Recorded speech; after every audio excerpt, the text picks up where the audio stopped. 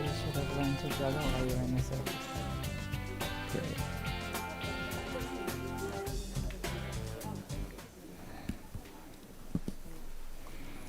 All right, we're starting in about 10 seconds.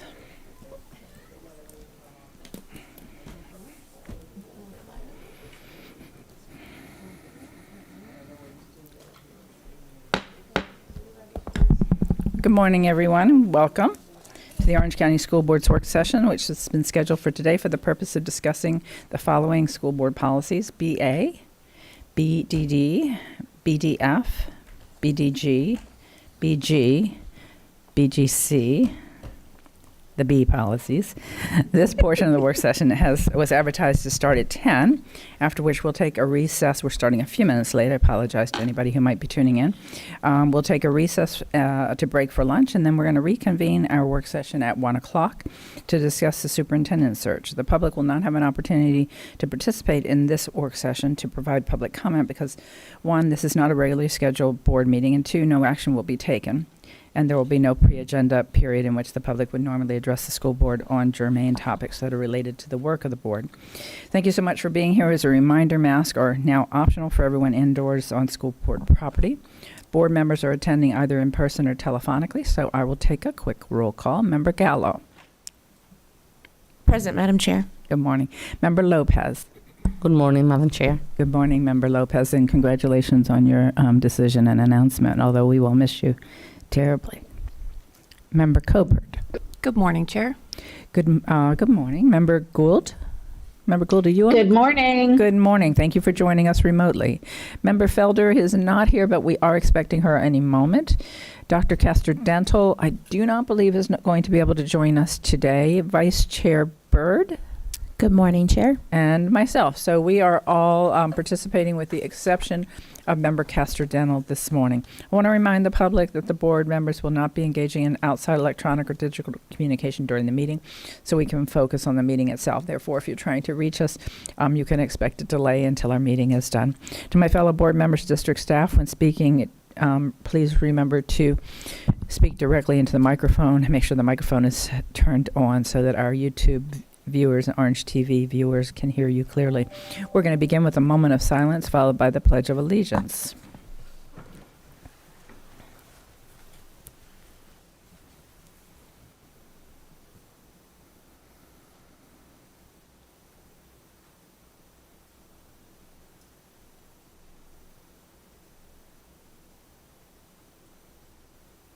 And now for the pledge. To the flag of the United States of America and to the republic for which it stands, one nation, under God, indivisible, with liberty and justice for all.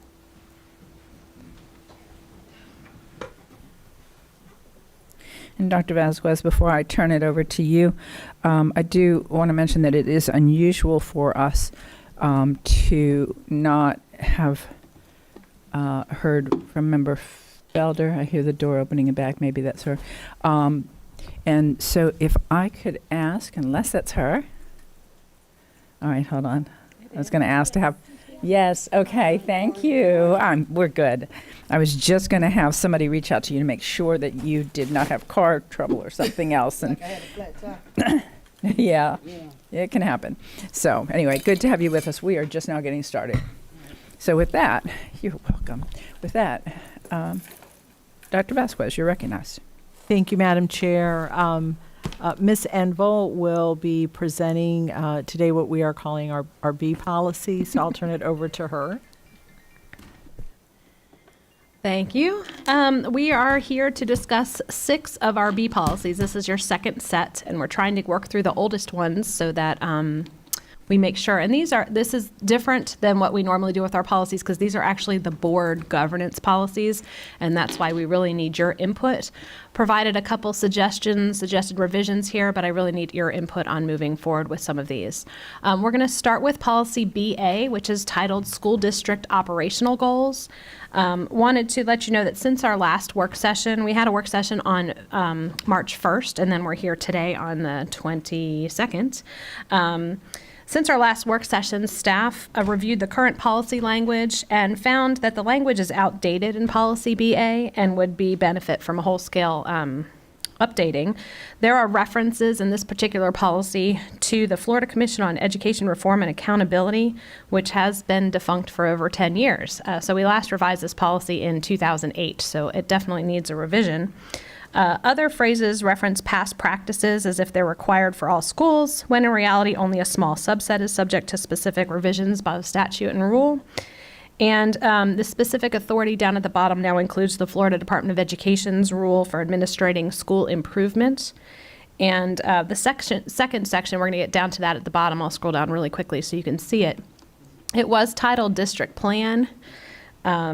It's no longer needed because the statutes referenced do not have strategic plan language, and the language under district plan appears to be a remnant from when the statute required OCPS to complete district improvement plan and submit the district's strategic plan. So I'm going to go through just the changes. I've tried to highlight, like I did last time, the red lines we did last time, and then we made some additional changes. I've tried to highlight those in yellow. The first change there is to that second sentence, which now reads, "The system of school improvement and education accountability shall be consistent with and implemented through the district's continuing system of planning and budgeting as required by the relevant Florida statutes." We're making some statutory language changes. Before, you had a whole slurry of different plan requirements, but now since everything has changed, your first section, it'll say the system shall include but not be limited to the following components: A, school improvement plans; B, early warning systems; C, public disclosure; and D, school improvement funds. So that's the change for that. I do have some staff here if you would like to if you have any questions about that particular recommended change, and everything else is just Ms. Envol, formatting. I do have one question. Sure. So attached to the email that I got from you were the policies. I downloaded those and I went through those and I've made all my comments on those, and that's not the same version as Right. This one, we would just finish this one. Staff just looked at this one. So this is the only one that has changed. The other ones are okay. Okay. This is, okay. Because this is, Policy BA changed because we didn't have those references in the statute any longer. The other ones will be fine. They're the same ones they'll that I be the sent you same as before. what I have in my notes. Okay. Mhm. All right, thank you. But there was a lot of, in Policy BA, you can see there was a lot of things that were in there that were in the statute that are no longer in the statute. So Right. that's why the recommended changes to make it more broad, so we don't have to change the policy each time. Okay. So I'm not looking at technically I'm not looking at the wrong versions. No, This one. this just one was says has- uploaded, it's right. got it. Okay, Right. thank you. All right, And do we you want to stop here then for a Mhm. minute? So Member Gallo, questions or comments? Suggestions? Thank you. Thank you, Madam Chair. So just school improvement plans. I want to talk about this for a little bit because I know I think it was 3 years ago, there was statutory language that changed that basically said that any school, any A, B, or C school no longer had to submit school improvement plans to the Department of Education. So does that change anything that we do within Orange County? I think I'll probably rely on EJ to answer those questions because they deal with it regularly. I think I know the answer, but I'd rather her tell you for sure.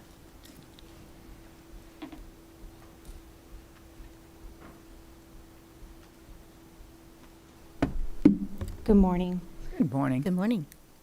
The current statutes requires only a subset of schools to actually Yeah, can you speak up just a little bit? Thank you. to only submit a school improvement plan.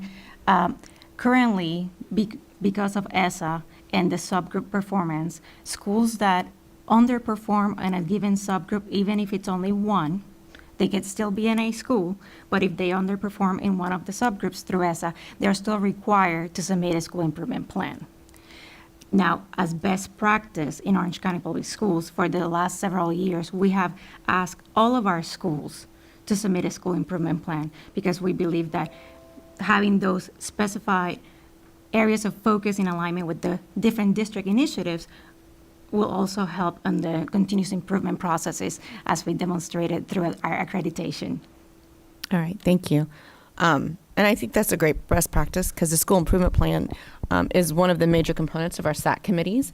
And without a school improvement plan in all of our schools, it would leave little or nothing for our SAT committees to do. And it's so important to have that parental input and community input into our school improvement plan. So I'm glad to see that we continue that. Thank you. Thank you, Member Gallo. I completely agree. Whether it's required statutorily or not, I think there's great value in it. All right. Back to you, Ms. Himba. I'm going to check with Member Gould to see if she has any questions. I'm sorry. Thank you. Member Gould, do you have any questions? I do not. Okay. Thank Just you. checking. Didn't want to forget. No, thank you, Ms. Himba. Thank you. Okay, so we're okay with policy BA? Okay. Moving forward with these, we're going to decide when we're going to put them on for rule development workshop and final school board approval. We don't have those on the calendar just yet, just so you're aware. Moving on to policy BDD. This one is titled Board Superintendent Relations. And when we went over it on March 1st, there weren't a lot of changes. These are mainly technical changes. You had asked in section 3B to strike and avoidance of board prescribed means because it was just odd and awkward. So I tried to highlight in yellow what was changed. You also had asked me to revise section 5. So when I went back and looked at the superintendent's contract, the policy says each August the board will conduct a formal summative evaluation, but her contract says October, and it has said October for a long time. So anyway, I thought that maybe putting a month in probably wasn't the most prudent thing to do because you don't know what your next superintendent contract is going to say. So I just added, in accordance with the specific terms and conditions of the superintendent's employment agreement, the board will conduct a formal summative evaluation of the superintendent. That way it captures and we don't have to change the policy in case the new one says December or January or whatever. And then you had asked me to add some language about reviewing it with school board members. So I went back and reviewed the workshop from March 1st. And I added, and each board member will review the evaluation individually with the superintendent. A copy of the formal summative evaluation shall be shared with the board and available to the public. That capture what your thoughts were, I think, Ms. Member Felder. Let me call on Member Felder with a question. Thank you and good morning. I just want to get some clarification. As I recall, and you probably said, but I'm just not clear. Because we're in the process of getting a new superintendent, we may or may not do some of the evaluative evaluations that we normally do. So I wanted to ask a question in terms of our evaluations. Would that include some of the things that we are, in terms of our relationship with the superintendent, some of the things we are concerned with as to decisions, whether or not we are in compliance. Sometimes we may not. I mean, people are different, and they have differences of opinion about decisions that are made because we're individuals. But when I look at the evaluative form, I want to make sure as a board member that I fully understand, and there's full disclosure in terms of what are we evaluating? Are we evaluating performance? Are we evaluating how well our relationship in terms of how we understand our role and the superintendent's role as relates to the district? How well we are able to have some kind of relationships that are I guess, for lack of a better word, that are good, that are workable. Do we look at that? Do we look at ways that we can improve that? And I don't want to sound like if it's not broke, don't try to fix it. But because we are in the process of getting a new superintendent, as a board member, I want to be clear on what are we talking about when we say evaluation. But because for the most part, as far as I can see, we have a very workable relationship with our superintendent. So I just want to, because we don't know who we're going to get, but I just want to be clear that says a written evaluation document will be compiled by the board chairman and you kind of chairman's designate. So summative has to do with what you've done over the past, and you looked at it across the way. So I guess I want to talk about that in terms of what does that mean, and what does that mean as it relates to me as a board member in terms of any kind of evaluation that I would give as a board member. So, Ms. Envol, if I can interject for a minute, I think we have two things that we're looking at. Right here, we're looking at the policy that sets forth when we will do an evaluation. Okay. But the policy doesn't say specifically what would be included in the evaluation. And that might be something that from time to time the board might want to change without going through a lengthy process. So what I would suggest is, rather than trying to today define what the evaluation tool is let's come back and have a work session on the evaluation tool. And we haven't actually done that. We when we come in as new board members, we inherit this evaluation tool, and then we use it. And I've found it to be a good evaluation tool, but for us to have a board discussion, and then we can address, because the next time you'll see it, you'll be literally evaluating somebody. So then we can have a conversation about whether or not that evaluation tool encompasses what board members feel like it needs to. Does that make sense? Yeah, it does. And Attorney Envil and I think we're going to have a private session so that some of the questions at the last board meeting that I had, and you said it might be better, and she suggested it also, that we meet so that I can get clarity on some things in terms of our role and our relationship with the superintendent. So I just needed to have it go on record that I need clarity about that relationship and what does that mean. So I'm hoping in our meeting, Amy, some of those questions will probably be addressed and answered. And so I recall there was something that you said at the last meeting, and I'm trying to remember, it made me think of one of our policies that spoke to the issue. Ms. Envol, do you know what I'm talking about? I need a little more It might information. have been on board superintendent Relations. relationship. It was, because Yeah, when it I was. said it, I know exactly what I said. Yeah. You said that goes into board member and superintendent relationship, and we handle that. And I said, Yeah. well, I'm not clear with that. And that's when Gotcha. you said, we'll meet so that I can have that Yeah. time, because you all have been on the board longer than I have. So the questions that I may have, some of you may not, because you've already, gone through that. So we'll talk then. Yes, so I can absolutely. Be clear. But and let me clarify, when if I use the term "we handled that," I apologize. What happened during that conversation is you were saying some of these policies should come back to us, and we should review them. I said they were old.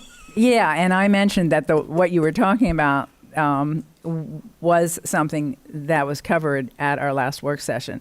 Doesn't mean it was covered the way you wanted it. Yeah, because okay? it wasn't. Okay. And Okay, it doesn't I mean, understand. and it doesn't mean it's. If I said handled, I apologize, That's because okay. it is not. It's not over until we vote on it, and then nothing's ever really over, because we can always bring it back.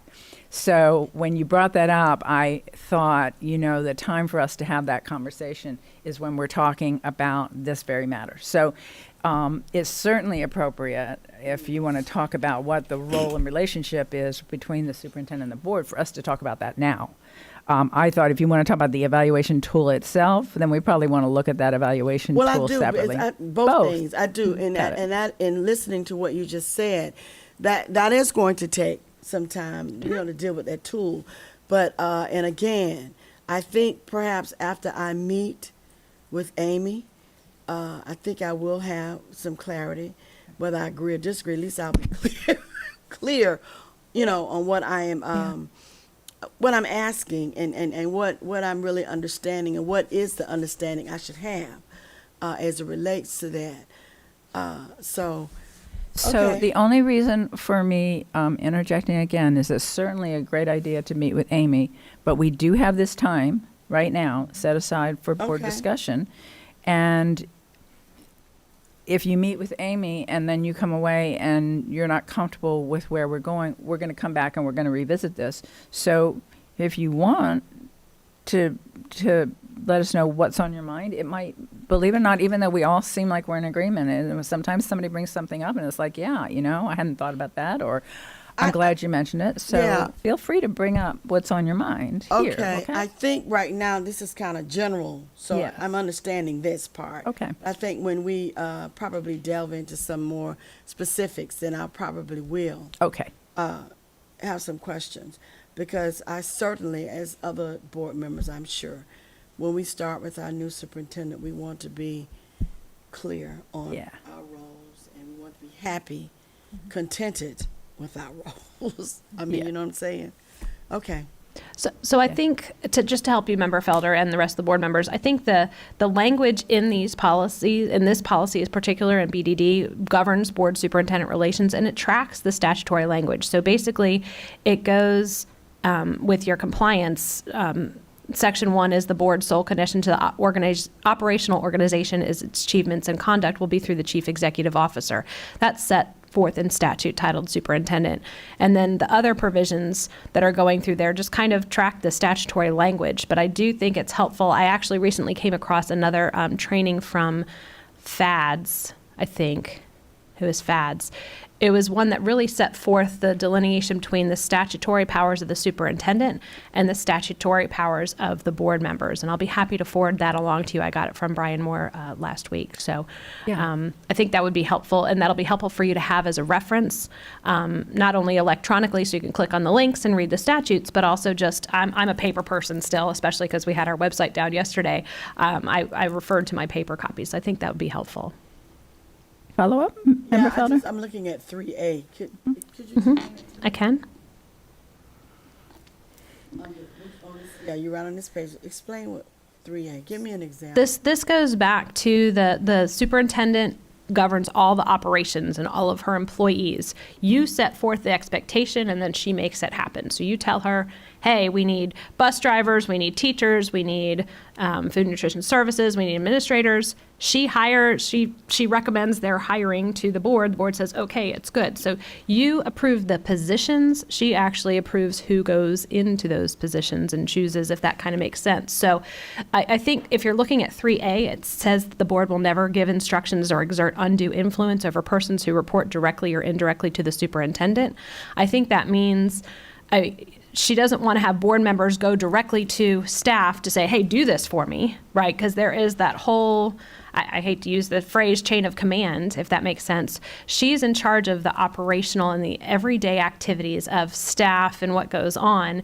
And so remember when we were talking about one of the other B policies, and it said, you talked about how she wants to be copied on everything, but that you can go to her area superintendents and you can go to her associate superintendents as long as she's aware. Because if you go directly to staff and start directing staff what to do, then she doesn't know what's going on, and staff doesn't know if they're supposed to report to their supervisor or their supervisor above them. And it's just to make sure that board members don't exert undue influence and provide perhaps different direction, and it might be the same direction that the superintendent, but it's just so she's aware, because she's in charge of all operational aspects. Okay, I'm glad you said that, because I just want to ask another question. So in terms of approving, we got a superintendent, we chose a superintendent that we trust their decisions on and how to operate this district. So in saying that, as a board member, if we have observed or seen some things that are happening in our schools, and we have some concerns, because I have expressed my concerns to the superintendent and to the deputy superintendent, and they have acquiesced. I mean, they have tried to, do or see my concerns, and that's important to me. So I just want to make sure when this whole language of exert undue influence, I wasn't trying to influence, but clearly if you go out to a school and you see mayhem, I mean, schools may have mayhem, fights happen, but I mean, you see extreme mayhem, and there's no indication that there's control.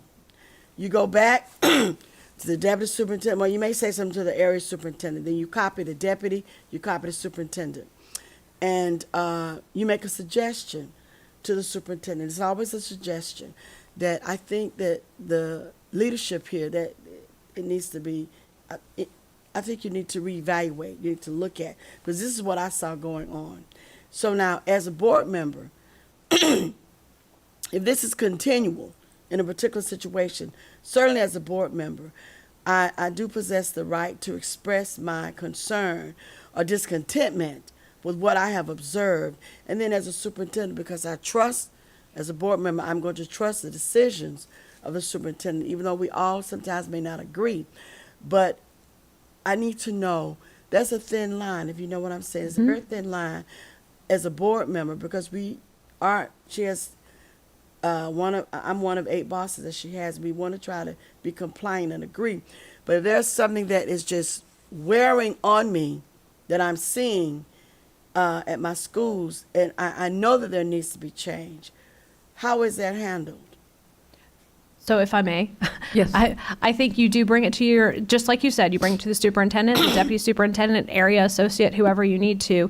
And I think then you do the follow-up, what was happened. And I think we talked about that in our other policy, that I think it goes back to reporting. If the superintendent or deputy superintendent or whoever don't know what's going on at the schools, Sometimes they don't. It's right. schools. But they need to know what it is so that they can take measures to fix whatever's going on. And if it still is a continuing problem, then maybe they need to try another avenue, another strategy to fix whatever's going on. But I think as board members, your role is to let her know what's going on and bring forth your concerns, and then she can address them through whatever channels she needs to address them. And they might have to be addressed a couple times if it's not, if it's a bigger problem. So has it ever been a time, fellow board members, that any superintendent, whether it was Dr. Jenkins or Ron Blocker, has it ever been a time when they have decided on to hire a person, and there's been a problem that board members did not particularly want that hire to occur? Has that ever happened in the past? Have you ever had a situation where there was a hire, or and then some board members felt like that wasn't the right choice? Is it ever any discussion? I'm just trying to find out. So let me, I'm going to call him Member Colbert, but I have a couple of people. Dr. Vasquez had pressed her button to be recognized, and I don't know if she wanted to on this or not. I'm going to call him Member Colbert in just a second. I do want to clarify 2 things as we're talking about this. A says the board will never, not board member.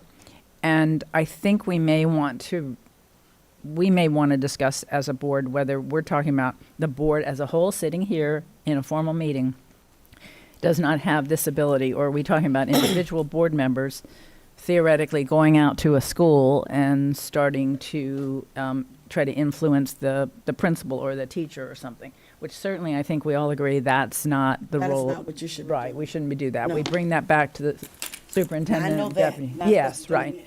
But do we mean that the board sitting in this capacity cannot give instructions? And I just think we need to make sure that we all agree that the board can't do this as a board as opposed to board members. I'm not entirely sure. Yeah, if it said individual board members, I would be more comfortable, frankly, with that. I struggled a little bit with this. I think that even the way the language was, I would say we do our influence on the superintendent to direct her to direct the staff to do something. But I think this body does have the right to direct the superintendent to take actions in As a terms body? as a body. Okay. Now, yes, absolutely as a body. And I think one of the answers, and so to the hiring, we actually approve all these hirings. Yeah, I've seen it. So, yeah, so whether there's been a time when one's been challenged, I was going to turn to Member Covert, but I just did want to make sure it was clear on everybody that we do have the responsibility. Now, Mr. Palmerini, if he's over there, he and I'll have He's ready. Yeah, we'll have a was gonna read the debate. statute We will for you. have a debate, and the debate will be, and let me preface the debate, that the statute says that the superintendent essentially nominates, and then we decide. So we don't get to say, no, not this one, we want that one. But while that is technically true, the reality is the board has a lot of authority in this area. And if the superintendent puts forth somebody that the board rejects and puts forth another person that the board rejects and puts forth a fifth, sixth, and seventh person that the board rejects, the reality at the end of the day is the board is going to accept who the board's going to accept. So if there is one candidate that stands above all others and is being, for whatever reason, rejected by the superintendent and not brought forward, the board does have the ability. And I know that's as mayor, because as mayor, I could make my appointments, but I knew if I didn't have the support, the board could just turn down every single one of them and just slam it back in my face, and it could become very awkward, and I could look very ineffective until I put forward something that was agreeable to the board. And so while Mr. Palmerini is going to be absolutely technically right on his point of the process, the power still rests, enormous amount of power rests with the board. And I'm going to say this, I haven't said this very often, but when you have the same set of laws for superintendents and boards, whether you have an elected superintendent or an appointed superintendent, I personally think that is very flawed. I think there is a big difference between what the public expects out of a board when the superintendent is not elected. The public expects this board to make sure that the superintendent is responsible to the constituents, or that we are making sure that happens. There's a much, much greater responsibility on a board without an elected superintendent. I'm not sure why the board did what it did when it did it. And I guess maybe sometimes the grass always looks greener on the other side. But I do see the downside of having a board that has limitations, a lot of limitations on what it can do. And it has to have also very strong control over what the superintendent is expected to do, which is why those evaluations are extremely important. That's why I asked the question, because Yes. I wanted to be sure that as a board member that I really function Right. as a board member. And I need, that's why I'm asking some of the questions. And everyone, so far they have been tried to help me. Other board members have explained some things to me and helped me to understand. Of course, those workshops we go to, out of town are good. But I think because I know that we're going to have to choose another superintendent, and I'm so inclined, because members of my constituency, I get calls daily. They want to, what are y'all going to do? How are you going to do? I want to make sure that we're transparent. So far, as far as I know, unless something happens, that we have been transparent, and I'm going to do my best, and I'm going to always ask these questions, because I need to know where the power lies as a board. And we have to be able to function in a district with a board and a superintendent. And that's why I asked those questions. Has there ever been an occasion when the superintendent has decided on an employee and there was a problem? You know what I'm saying? Or has it ever happened when the board wanted something and the superintendent, because of his or her ability and skill set, knowing whether or not that person can actually perform that duty, that they said, no, this person can't do it? I just want to have all that clear. Member Colbert having the most history at the table. Sure. So this is one of the reasons that this selection of the new superintendent is so important, because that sense of trust and the relationship between the board member and superintendent. When we talk about we are not operations, and to stay out of that lane, that's very difficult sometimes, because we act, the individual district board members act as those liaisons between the school communities and the district. So I've never seen a nominee by a superintendent, Dr. Jenkins or Mr. Blocker, be rejected by the board. In the way that I operate, and the way I've seen most board members, not only here but across the state, operate, I have gone to the superintendent where maybe there has been an issue with an administrator, and let the superintendent know that here's the issue, whether it's coming from the community or the faculty and staff right? Because it is my responsibility to act as that liaison. But we don't make that decision. Also, if there's an opening, had this recently at one of my schools, we had some changeover in principal over, several over the last 5 to 7 years. And so my conversations with the superintendent and the area superintendent is, this community really needs stability. Here are the qualities that the community is looking for. And I know that because I know my community. But we don't make that decision. So we can help to inform, but that is solely the discretion of the superintendent. The hiring, because we are not human resources. We are not the superintendent. We are not operations. Our function is more that liaison and then the oversight. And so that comes with that level of trust. When we have that list of appointees by the superintendent for administrators, that comes with a high level of trust. So, like I said, it's hard sometimes staying in our lane, but we are policy, governance, oversight, budget, and priorities. We are not operations, if that helps some. It helps, and I understand. I appreciate your addressing that, Member Colbert. But I do know it's hard sometimes to stay, especially if you've made some direct observation and you see. But here again, you have to. That's where relationship comes in with the superintendent and a board member. That there should be honesty, so that and not only honesty, but there should be transparency.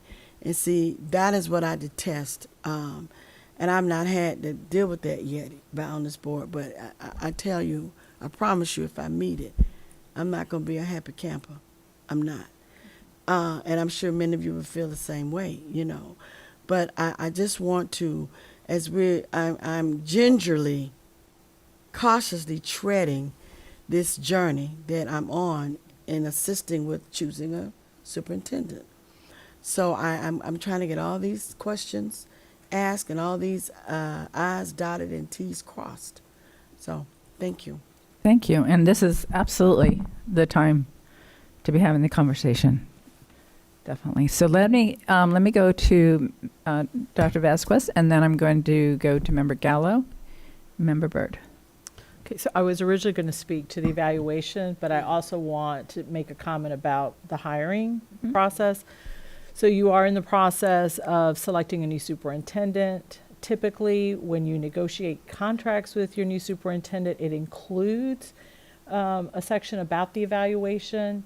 Many times there's a work session or a retreat where the board and their new superintendent meet to talk about what are those things that you want to see on an evaluation instrument.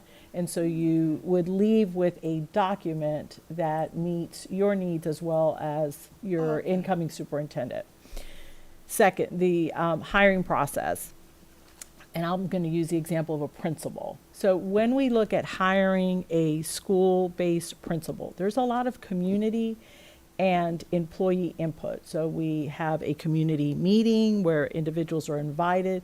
As part of COVID, we also did virtual community meetings to get input on the qualities that they are looking for in their new principal. That we also do that with the staff and engage them in a similar conversation. What are the qualities that you are looking for? Then there is a committee that does the interview that's made up of both school employees and community members. Now there are some times when, and I believe maybe most of you have had a situation where we had an acting principal. And based on the community feedback and the staff feedback, it was going great. They wanted to continue with that individual. So we forego the formal committee interview process. So there's a lot of feedback when they're looking to select that individual. Additionally, I believe that the superintendent, when there are cabinet members that are being selected, that you could engage with, again, conversations about what are you looking for, any concerns that you may have had about the previous hire, to make sure that there's alignment with what the board is looking for to be able to carry out the policies and all of your priorities. And so you have had the benefit of a very collaborative relationship with your superintendent, and that is something that you will hopefully continue to have with your future one. Member Gallo. Thank you, Madam Chair. So I hear what you're saying, Member Felder. I agree. In other districts, they do it a little differently. In other districts, the school board is brought in on sometimes the interviewing process. We do, as Deputy Superintendent Dr. Vasquez mentioned, there is a huge process that we go through when we're bringing in a new principal. The process is a little bit differently if we're moving an existing principal over. Then it really just becomes the superintendent's decision. And sometimes, as board members, we do know what the feel of our community is, and sometimes it's represented and sometimes it's not. I've been very fortunate. I've had, with the exception of one wonderful principal, so I want to go out there and say that where my kids' schools, I had fabulous principals. I have fabulous principals at my children's school. I would like to see a little bit more collaboration between the school board. I know that when I first became school board member, we were looking for a new principal at Corner Lake Middle School, and I thought, well, I'm going to attend. I want to hear what the community input is. I want to hear what they have to say. I want to hear what they're looking for, what attributes they want to see in a principal. This community is important to me. This is my middle school. That wasn't taken very well. I was kind of asked not to attend those meetings, and I feel like as a school board member, we should be allowed to attend those meetings. We should be encouraged to attend those meetings, and we should be able to provide input. So I do think there's a little tweaking that needs to happen. We definitely need to make sure that operation remains under the authority of the superintendent, because that's their role, that's their policy. We don't want to murky up the waters. But I do think that as a school board member, we have extremely good input into our community. We're out in our community. We're talking to our neighbors. We're talking to our constituents. And we know, especially if those are schools that our children attended to, that we're close to, what that school needs, probably as much, if not better, than anybody. And so I do think we need to kind of look at a more inclusive process, at least in the beginning. I understand that the final decision should rest with the superintendent with guidance from the school board member, but we should be encouraged to be involved in the process. Yeah. Thank you. Thank you, Member Gallo. Member Byrd.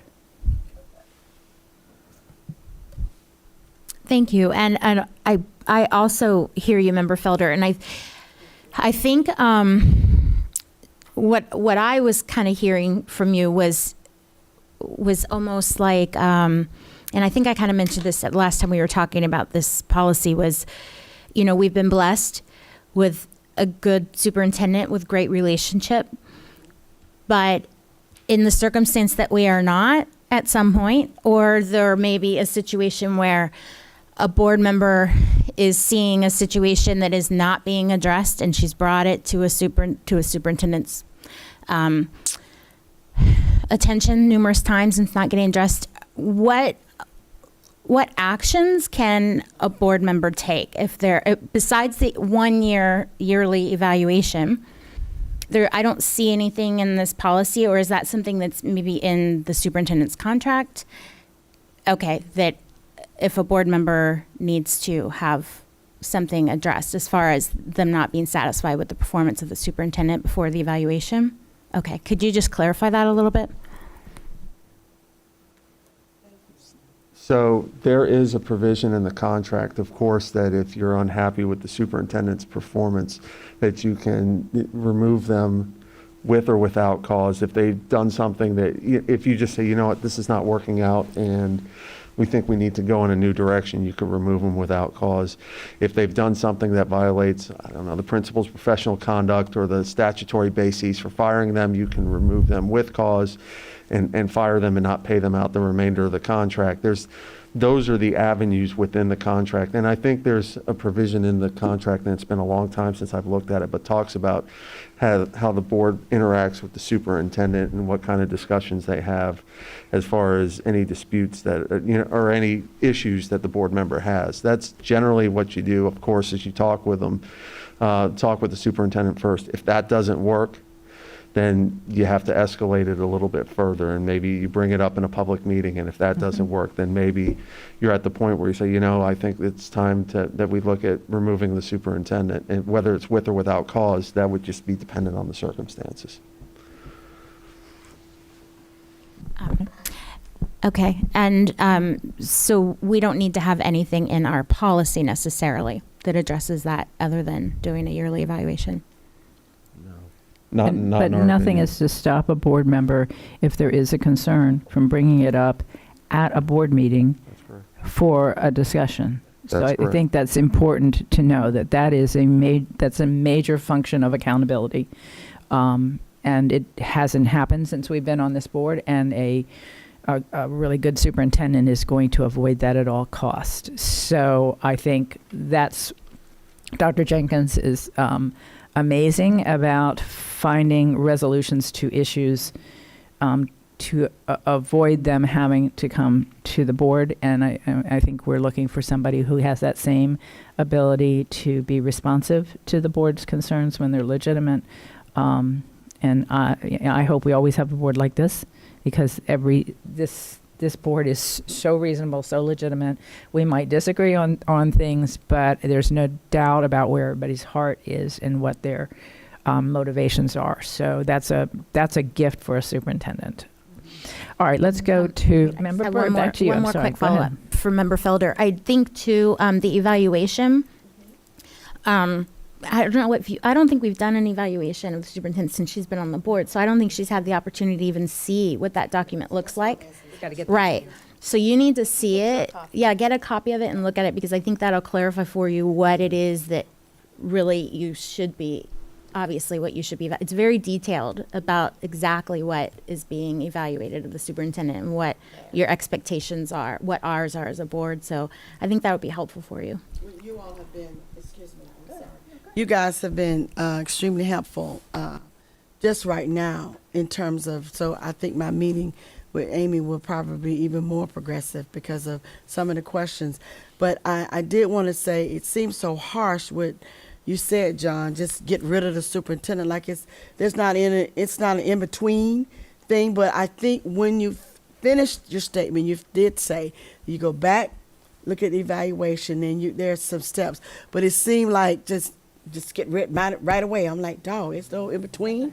It's like right away. But yes, but when you went back, when you continued your explanation and talked about the evaluation and those questions, and of course Maria was explaining to me that when we get ready to get a new superintendent, we'll be looking at that again. It'll be in that evaluation because, again, and I'm only reiterating what I believe the rest of you feel. We have to be transparent. We have to make sure that members of our constituency know that it's not going to be business as usual. People think that, and people gonna think that anyway, even if we are transparent. But still, if the proof is in the pudding, if they can tangibly see how we're doing and what we're doing, so that they'll see this as a collaborative effort with the board and the community. But of course, the decision will always lie with the board because they elected us to make these decisions. But I just want to make sure that transparency, and I'm not just saying that, I mean that. I really mean that. We need to be transparent. And I'm going to do my best. Okay? Thank you. Thank you, Member Felder. Let's go to Member Lopez.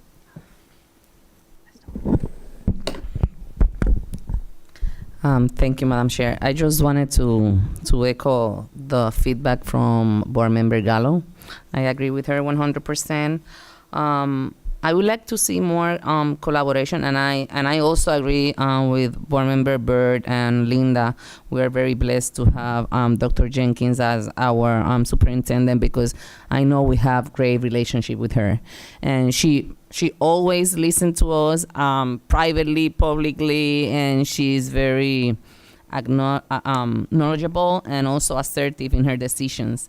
But sometimes I feel that we know a lot from our constituents, teachers, staff, from schools, and when we provide feedback, I know that we cannot say, make this operational decision, but I don't know if you are experiencing the same things that I have experienced. When you hear the same complaint over and over from staff members, from parents, from everybody, and we don't see a change, what else can we do? We are the board. So why, is there any way that we can arrange the 3A just to, we can provide feedback, recommendation, facts. We have a list of facts of complaints, and we cannot make a change, and the students are suffering because we cannot say anything in that operational way. I don't know if I'm explaining my my opinion right, but I would like to know if we can be more flexible in the way we paraphrase the 3A, because if we don't see any change, how can we change when something we know is not happening based on data, based in outcomes, based in comments, based in it's from other, and I experienced that situation, and I'm, the majority, I don't have, a lot of complaints, but when we have something in one side, what can we do as school board member?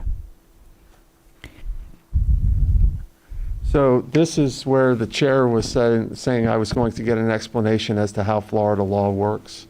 And I just want to give you that explanation. And there's this great quote from this case that I'm going to read to you that shows the difficulty the school board may have. Under 10-12-27, the superintendent nominates employees to the school board. The school board under 10-12-22 must appoint the person nominated unless there is good cause. And the explanation, it comes from a case called Green versus Hamilton County. It's from 1984. And here's what it says. We perceive the allocation of responsibilities with respect to school district personnel matters outlined above, i.e. selection by the superintendent and appointment by the board, was intended not only to remove political considerations from the process of selecting those persons responsible for the education of children, but also to ensure that the superintendent will have sufficient control and authority over the employees of the school district to permit him/her to carry out the responsibilities of managing the system. An executive or administrator who cannot control his employees cannot function. An essential element of control of employees is the ability to replace them or transfer them within the system when necessary. So the statutes that's set up as interpreted by the court say the superintendent has the day-to-day responsibility to manage staff, and they need to be able to do that, and they need to be able to do that free of political considerations. Now, I'm not saying that's what any of you are coming up to, because what you're talking about is I've had complaints about the way this person treats people from various different, types of groups, or hey, this school's performance hasn't raised up in the last 3 years that this person has been the principal at this school, even though we've done A, B, C, and D. Those are the things that necessarily you all will bring up in private meetings with the school or with the superintendent and say, hey, I've not seen any movement, or hey, I'm getting complaints from multiple people about the interactions that this person eventually has. Ultimately, the superintendent can say, I hear it, but I'm still going to nominate that person for that particular job. So then you would have to reject for good cause. And what does good cause mean? There's another case called Von Stevens. This was back from the 70s, but it's still good law.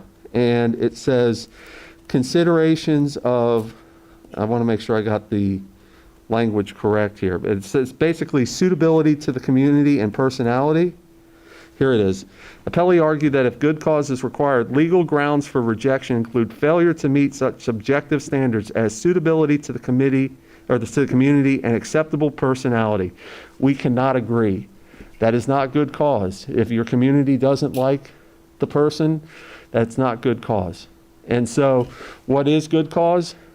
Basically, they literally lack the minimum qualifications for the job. So say if you have a principal, if the superintendent nominated to you for a principal position, somebody who never had any teaching experience, I think under our job description, you have to have at least 3 or 5 years of teaching experience. That would be good cause because they're not minimally qualified. What else would be good cause? They violated the principles of professional conduct. It's the rules that says you got to maintain honesty in all professional dealings. You can't abuse children. Those rules. That would be good cause under the case law.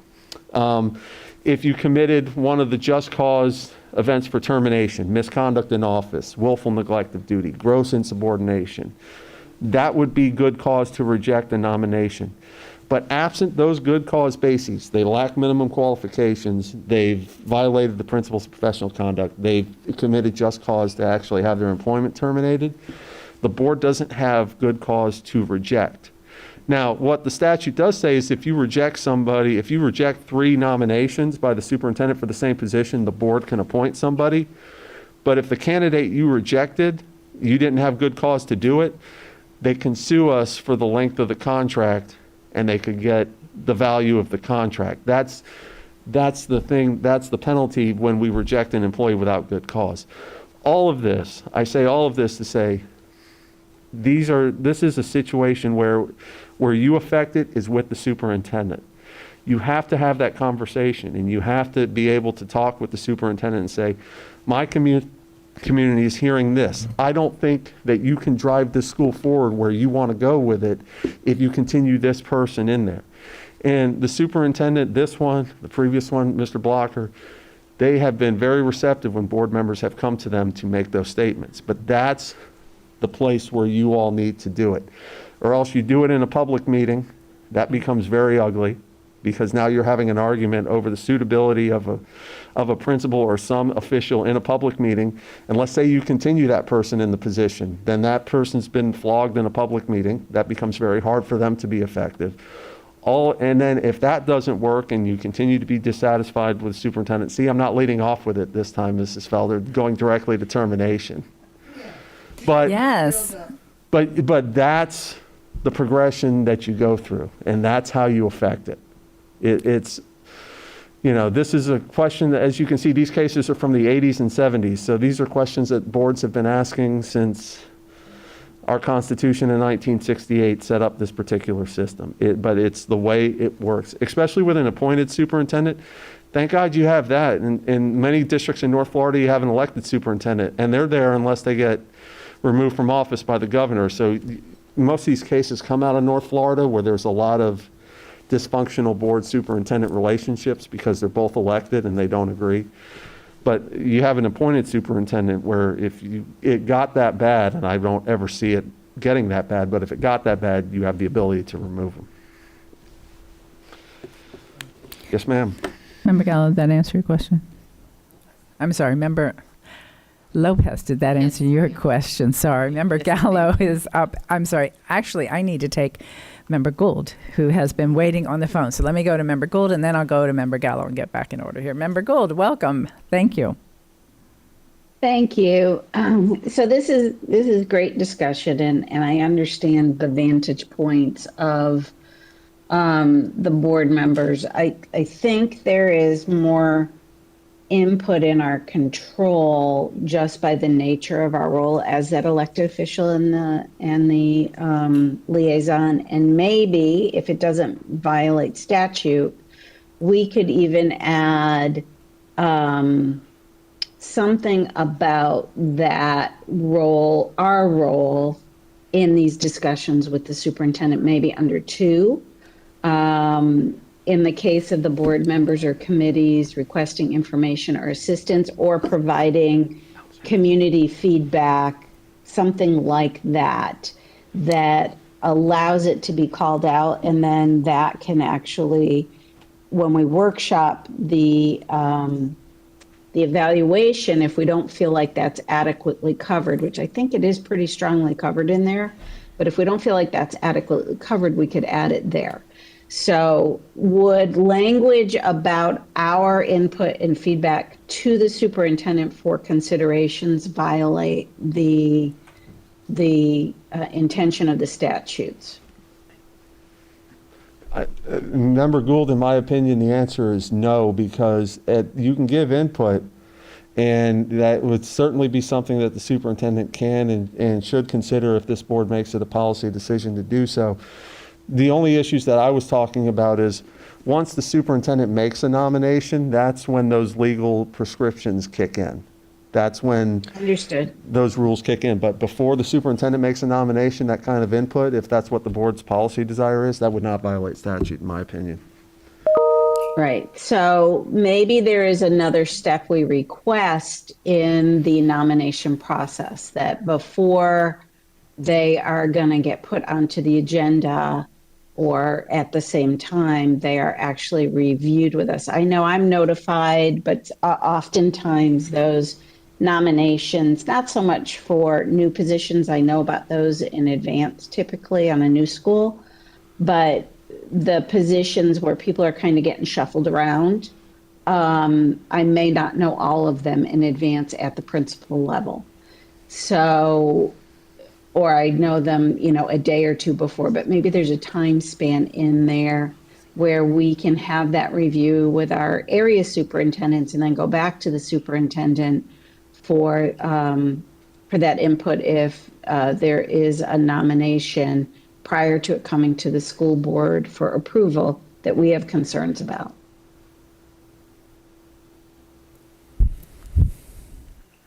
Mr. Pomeraney, you want to comment on that? No, I think you can, there's nothing that in that suggestion that Mrs. Gould or Member Gould made that would violate any statutory prohibitions that we're talking about. That clearly is a policy decision that this board gets to make, but it wouldn't violate law if it did so.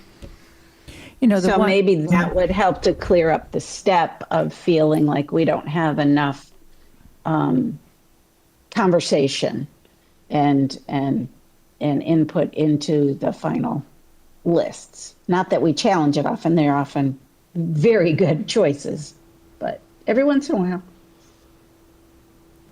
So one question I have, being that I don't have a district, and I hear what y'all are saying, but I wonder about the challenge for a superintendent of reassigning principals, and are there ever situations where one district board member wants to hang on to a principal or set of principals they have, and another district needs the experience that that principal has gained in that school?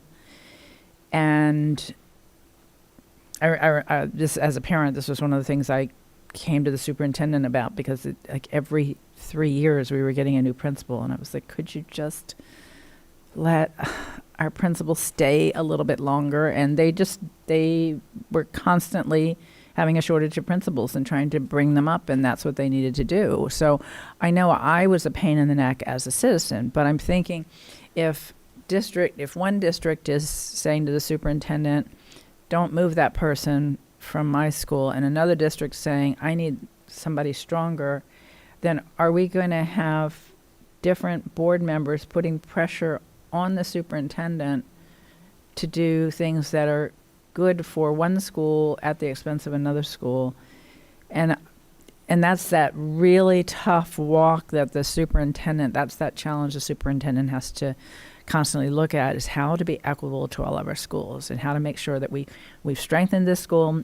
Now we can bring in a little bit weaker, maybe an AP who's been learning and is growing, and move that really strong principal someplace else. But if we have a lot of input, is that going to stifle the ability of that superintendent to make the best decisions overall? Member Gallo. I'd like to answer that if go I ahead. can. Member Gould, Gould, kind of respond. Please. Yeah, because it addresses kind of what I'm proposing. I don't think it does, and I'll tell you why. Because the superintendent in my experience, has very strong reasons on why a move would be made, just like you just outlined. And at the end of the day, while we represent districts, we have to think the good of the whole, because we want the whole system to rise and lift and continue to evolve. So I don't think that, unless it's willy-nilly, and I don't see any superintendent being willy-nilly about appointments, that a discussion, I mean, let's face it, if we have principals who are popular right now, you get that feedback anyway and you pass it on. But it doesn't necessarily change the outcome of making the move, because it's really in the best interest of the district. So that's my 2 cents on it. And Member Gould, I want to clarify, I wasn't arguing with your point about being able to provide input. I'm just putting out on the table that the undue influence part, I think we want to avoid, but I agree there's value in the board member who has most knowledge of that community being able to provide input. I think that's highly valuable. Let's, and we're talking about a new superintendent.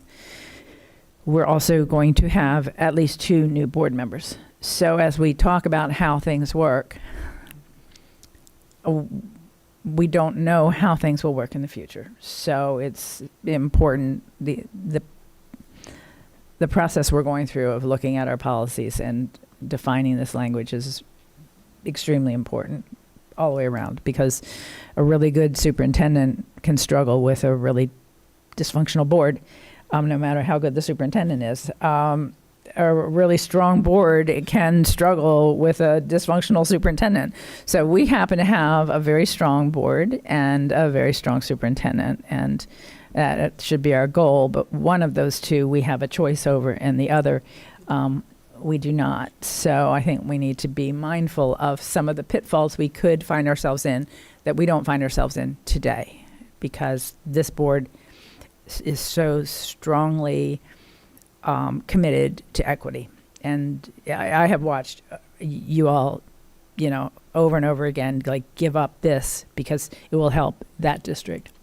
And that district needs this strength more than my district needs this strength. I've seen that over and over again. And that sense of it's about all of our students equally, not my students, my school, is highly commendable, but may not always be the culture of the board as a whole. So just food for thought. Member Gallo. Thank you, Madam Chair. So a couple of things, then I do have a question. I agree with Member Gould.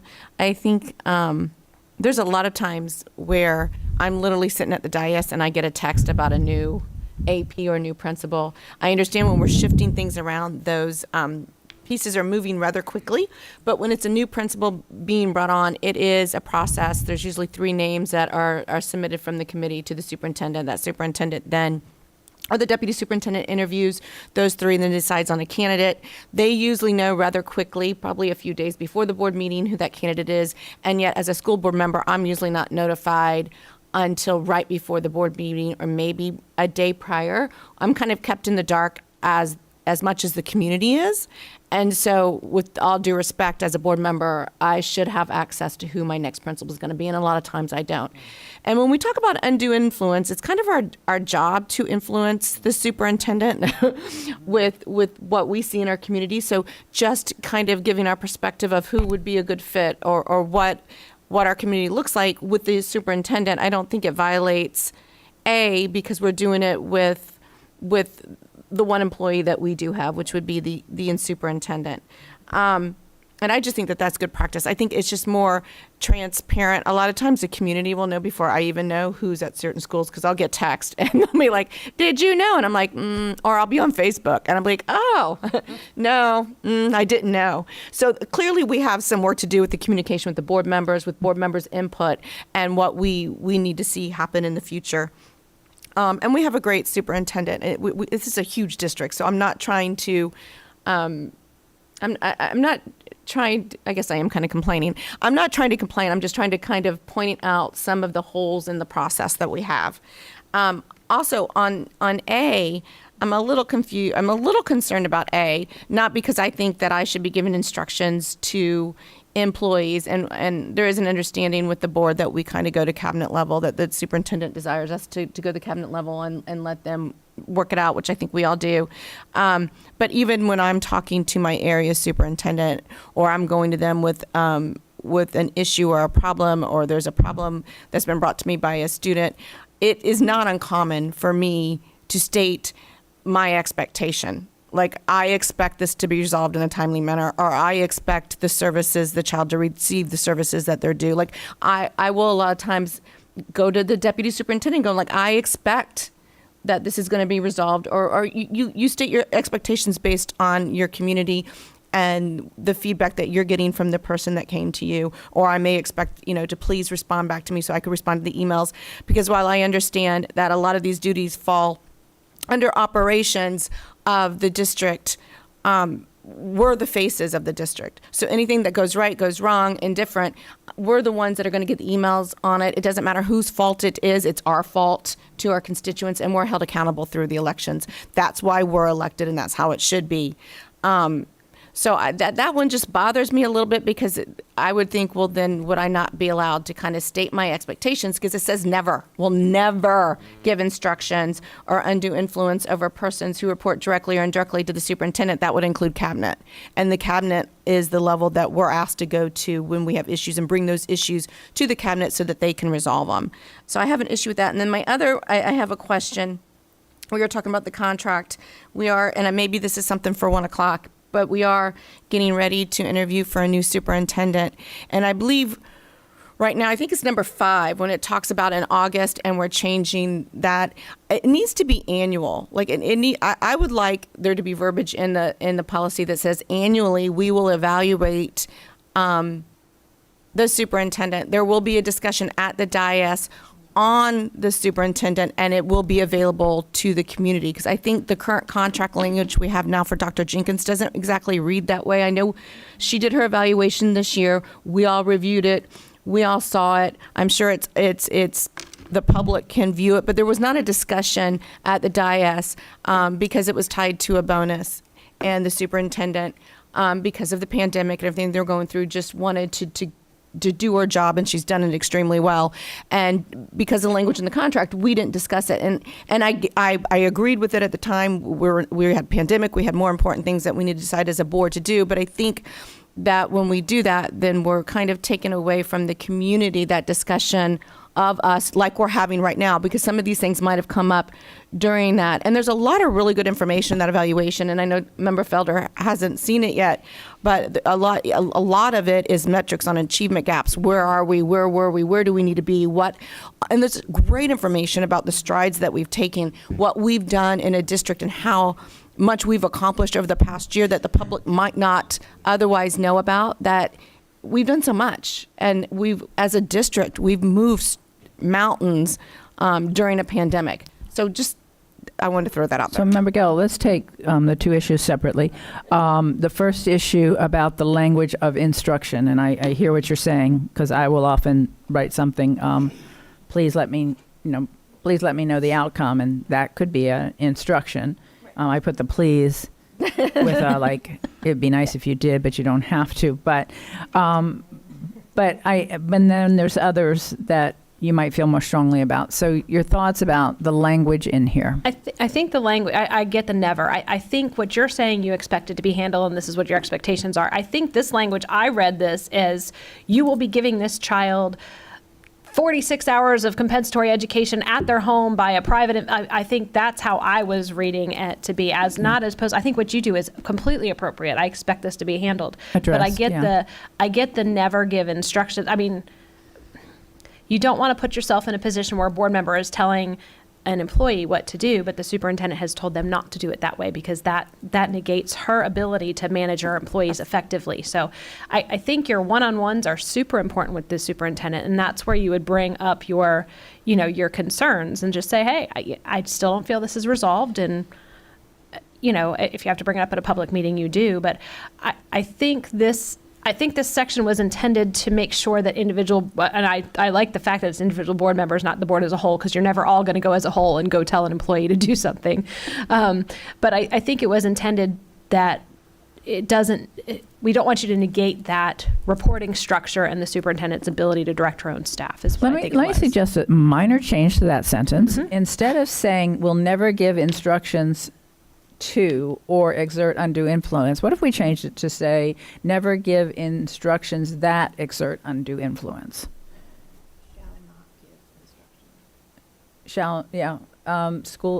Individual board members shall not give instructions that exert undue influence. So your instruction to address this, I don't think exerts undue influence.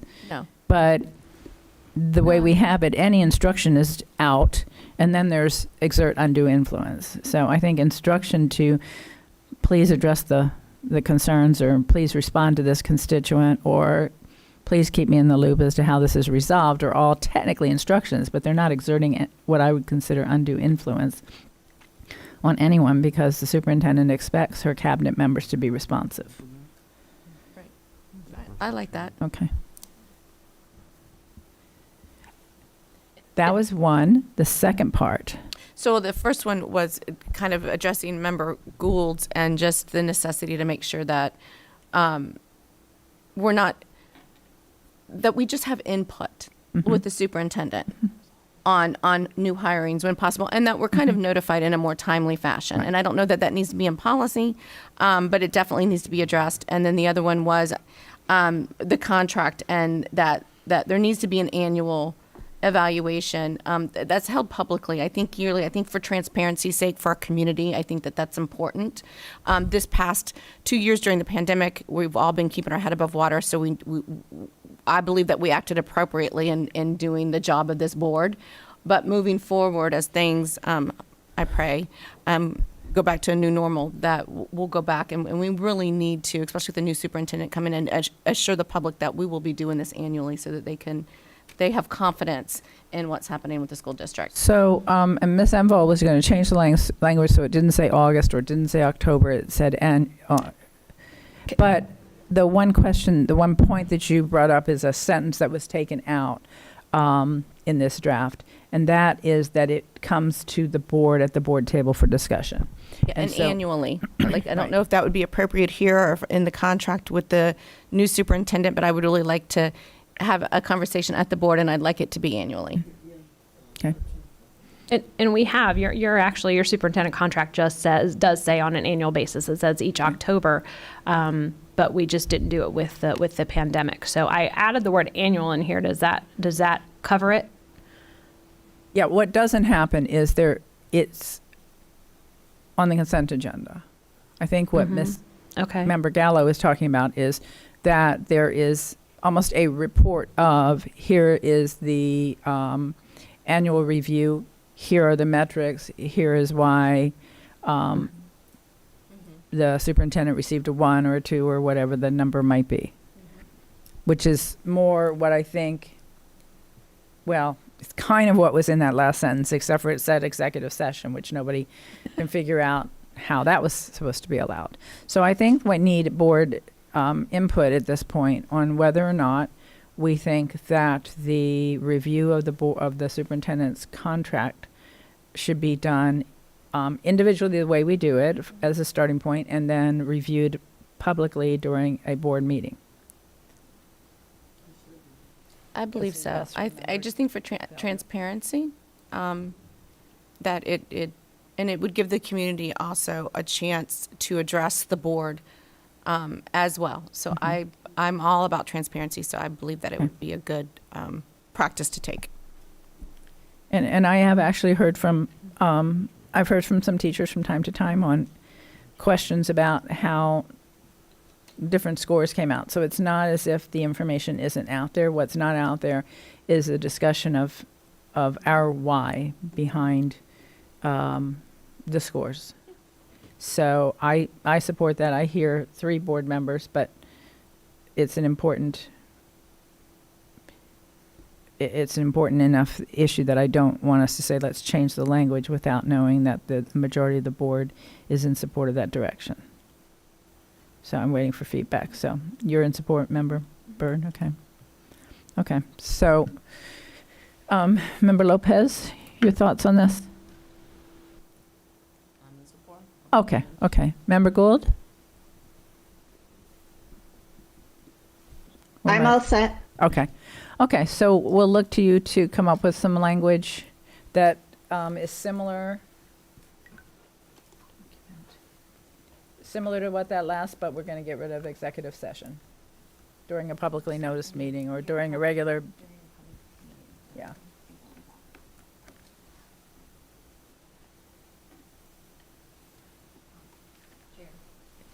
Yes. If I may, in the past, we have subsequently, after we have written the superintendent's evaluation and reviewed with her privately at a public board meeting, gone over and have, okay. reviewed those scores. The chair would sort of read the scores, and board members would make public comment as to why Okay. they gave a particular score in a particular Okay. area of the matrix. So we have done And that. Okay. and Member Felder, maybe Dr. Williams can get you a copy of the last two evaluations. It would be really helpful. Yeah.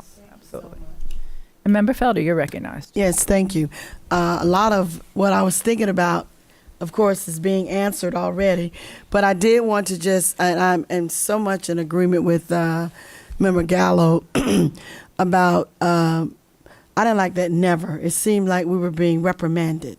But I do understand because, again, it's a very thin line between our position as board members and the superintendent. And then we have to remember, this is a person that we chose. So obviously we trust their decisions, that they're going to make the best decision for the district. I did wanted to get some clarification, John, when you said something about when you are, if there's been a decision that the superintendent has made for a choice of a cabinet member or principal or whatever, and if it has to be neglect of duty. So I need to just define, in your opinion, what is neglect of duty. See if we feel the same way. So there is a statute, 101233, that defines what are the just cause bases for terminating employment of teachers, principals, supervisors, employees. And the cases have said you may apply that statutory definition of misconduct in office, willful neglect of duty, gross insubordination, immorality, those definitions. And those definitions are contained in state law. I'll just give you an example. Misconduct in office is a violation of an adopted school board rule or violation of the principal's professional conduct. Willful neglect of duty is an intentional and reckless failure to carry out required duties. That's what the statutory and rule definitions are. Those are contained in statute and in Rule 6A 5056. And so that would be a basis. The principles of professional conduct is applicable to all instructional personnel, but it's also the courts have said is applicable to the superintendent. So that's codified in Rule 6A-10.081. And if the superintendent were to violate anything in that rule, that would be a basis to say, or if the employee has violated anything in that rule, that would be a basis to say that is good cause to reject the nomination. So that's what it is. These are all statutory and rule based.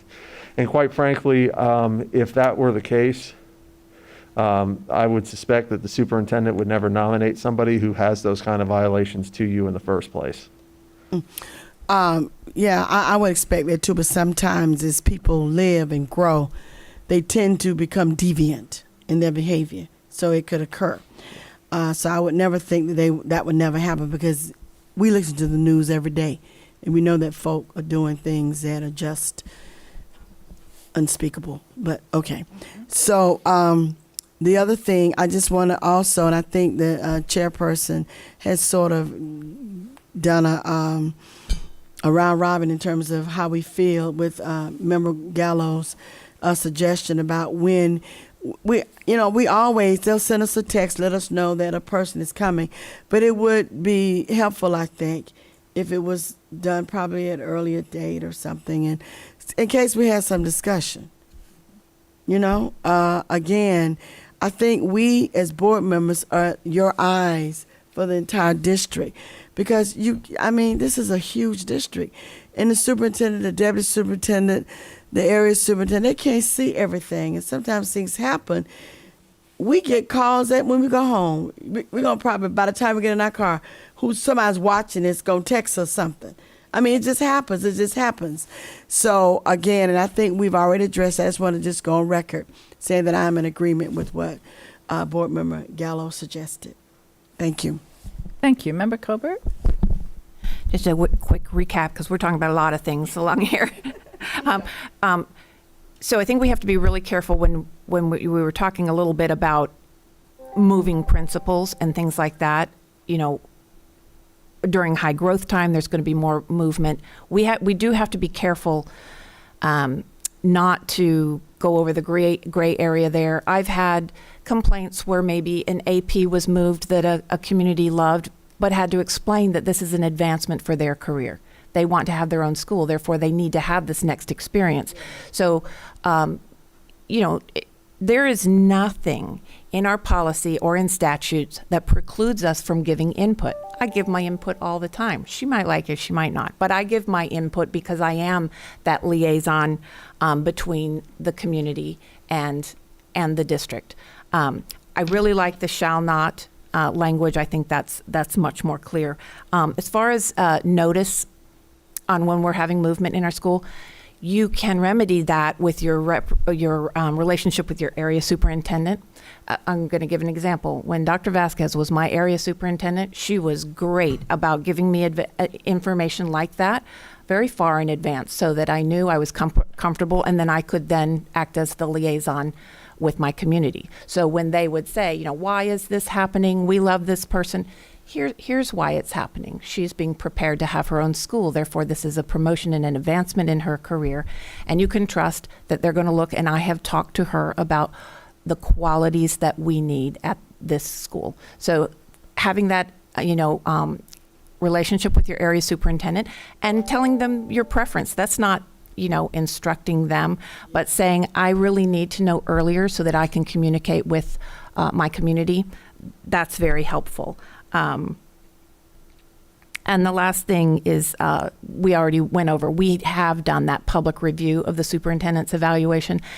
And honestly, it's just this murky grayness of the last 2 years that things have not been as they had been before. And that's got to be really hard, for you coming in and nothing's normal, Member Felder. So, but those mechanisms are there. And there's nothing that precludes us from giving that input. Thank you. Mm-hmm. Thank you so much. All right, back to you, Ms. Emval. Okay, had some good topics there. I will send you. I think now, especially since we're choosing a new superintendent, I think it's very important that you take a look at the current superintendent contract, which I believe has a copy of the evaluation attached to it, so you can see what it looks like. Member Felder, I'll make sure you get it. I'll bring a copy with when we meet tomorrow. But I think it's important that you as a board take a look at that and kind of see what provisions in the current contract you like. What you might think needs to be changed, because we're putting the cart before the horse a little bit, but you have to make sure that you're ready. As soon as the new superintendent is chosen, we still got contract negotiations to go through, and there might be some things that are deal breakers. And, so I don't want that to happen, but I think it's important if you can all look at the contract now and provide me with individual feedback on what you like, what you don't like, what you think needs to be changed, because I'm going to need something from which to start when you choose that new superintendent. And I will tell you, just having gone through this with a previous board, the new superintendent search, they look at the superintendent's contracts as a starting point. They look at what new, if there was a newly selected superintendent, I think Broward was the most recent one, a new superintendent coming in is going to look at that and say, are there provisions in there that we want to see? And maybe those are provisions you want to look at as well. So I'll see if I can get those for you as well, because we're going to have to start. The contract with Dr. Jenkins was 2010, 12, maybe? I think we did an amendment in 2012. 12 and 17 12 and 7. Yeah. So things have changed since then. And so I think it's really good to look at those. So I'll see if I can get those to you. All right. Making myself a note. Sorry. All right. So I think what I'm going to add here, something language that says, just kind of generic, a copy of the formal summative evaluation shall be shared with the board, presented at a public meeting and available to the public. Because I don't want to, I mean, you can present it in a work session. I mean, we could do a work session. You could put it on the consent agenda. If I keep it generic, and then we can work with internally, the board chair can always put something on the agenda as well, so. Yeah, and in terms of everything, it's already available to the public. It is. So I don't want confusion in that language. I'm not anticipating this is a document that we're going to take public input on. No, we're not. That's why I was thinking a work session. Yeah. Okay, I just wanted to, Right. make sure that and available to the public did Yeah. not get, that language wasn't confusing. Mm-hmm. So think about how you word that. Okay, we'll do that. And I think moving on to the second title in this particular policy, board expectations for the superintendent, the other thing that you have missed with COVID, usually you had what you called a retreat. It's not a spa and that kind of thing, but it's an opportunity for the board and the superintendent to sit down and work through annual expectations, and you haven't had that opportunity to do so. And to me, this policy language right here says exactly, and especially in Section A or Section 1, and those in the introductory paragraph there, a clear statement of expectations prior to the beginning of each school year, because you could say, hey, look, we don't feel like we're getting enough notice of who's being appointed into administrative positions at our schools. That's a perfect opportunity to bring those things for you. I mean, I'll be happy to keep a running list for you, and you bring it forward. But I think you have missed that planning opportunity and that time with the superintendent to set forth your expectations. I mean, you set forth the expectations and then she implements it, or he. So I think you've missed that as well on top of the evaluation. So, any questions on that section? I think that section's I think it's still pretty good policy. Member Gould has a question. Oh, sorry. Member Gould?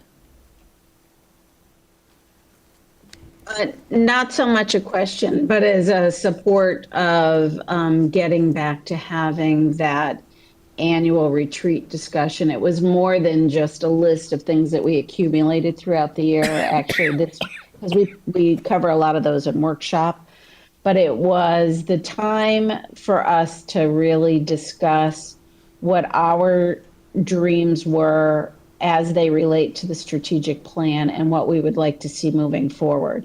Some of which were pie in the sky, but often there were elements that were found to be common goals between the board, but we didn't know each other had those goals and were able to be implemented either partially or fully. So, now that we're coming out of COVID, I would love to see us come back with that. And we always did it with the understanding of budget limitations. So some were short-term and some were long-term. Thank you. Okay. Member Gallo? Thank you, Madam Chair. And I agree with Member Gould. I'm wondering if it's, because I don't see the word, and I'm not trying to nitpick, but I don't see like the word annual in here. It would be nice if there was something that was in policy that dictated that annually we would have a retreat as a board, because it's important not just for expectations. We're going to have at least two more members this coming session just to create the norms and the policies and kind of start the year out right. And so it wouldn't be done till after elections, obviously, but to have that annual kind of retreat so that we can list out our expectations, the norms, just when we talk about how meetings operate and Robert's Rules of Order and parliamentary procedures, stuff like that would be nice. And I do think it should be annual. So I don't know that if this is the appropriate place for that, but I think we need to label it retreat or whatever we're going to call it. And I think we need to prescribe that it is done annually. That's my only suggestion. Thank you. I think in the first set of B policies, we had the same discussion, and I don't have it before me, so I can't do it, but I believe we didn't call it a retreat. I think we called it a annual strategic plan session. I can't, but we worked through this language already, so I think we did, have it and we covered. stayed I'll away back from and check. retreat because the connotation does Right. not match what we will actually be doing. It was like a work session is really what it is. It's a time to discuss. So I would, your first set of B policies are coming up, I think, on the 29th. We've already advertised them, so I'll send them to you, but I think it's already in there. I'm good, thank you. Thank you, absolutely. Member Byrd. So then, let me just clarify with you, then the purpose of this being in here to have a clear statement of expectations, that might also be done at this work session, but this is just dealing with the superintendent, as opposed to like what Member Gallo said, talking about how we run our meetings or that kind of thing. That can also be covered at that work session, but that's why that's in a different part of the policy. Probably. Okay. That's what I would think, because this specifically just governs the board expectations for the superintendent. Okay. And then I just wanted to kind of give my 2 cents that I totally agree that I think we need to bring this back for sure. And I know that we will be having new board members in November, but I still think that it would be a great idea to talk about at the beginning of the school, before the school year starts, have some kind of, like what this says, talking with what we'd like to see happen for the school year. But then possibly after the election of new school board members, Do it again. we should do it again, for sure. And when your new school superintendent comes on as well. Right. And I think in the past, if I recall, Member Gould, Member Cobert, you can tell me, I believe we had a lot of those. We had a session over the summer that went through some of the expectations for the next school year. It included the strategic plan, retreat, whatever you want to call it. We had that, and it happened over the summer, but I think once COVID hit, we haven't had that. Yeah, and then I was just going to say, we probably need to get that on the calendar if we're going to do that. I think so too. Okay. Okay. We always had a work session where we went over the strategic plan, Yeah. just to follow up on that. Right. Thank you, Member Gould. Member Cobert. I was just going to agree with Member Byrd. Again, the gray viscous of COVID has really changed a lot, but we would have the annual retreats, and that was part of the discussion. That was a really good time for us to talk about those kinds of things, especially priorities, expectations, things like that. And you have those top leaders in the district in the room listening to that. So that will be important. Excellent, thank you. Back to you, Ms. Humble. Okay, so moving on to policy BDF, I don't think I made any extra. I think I made some changes here. So you had asked before. Let me go back. This is the Unitary Status Advisory and Oversight Committee policy BDF. Changed some technology stuff or technical changes before.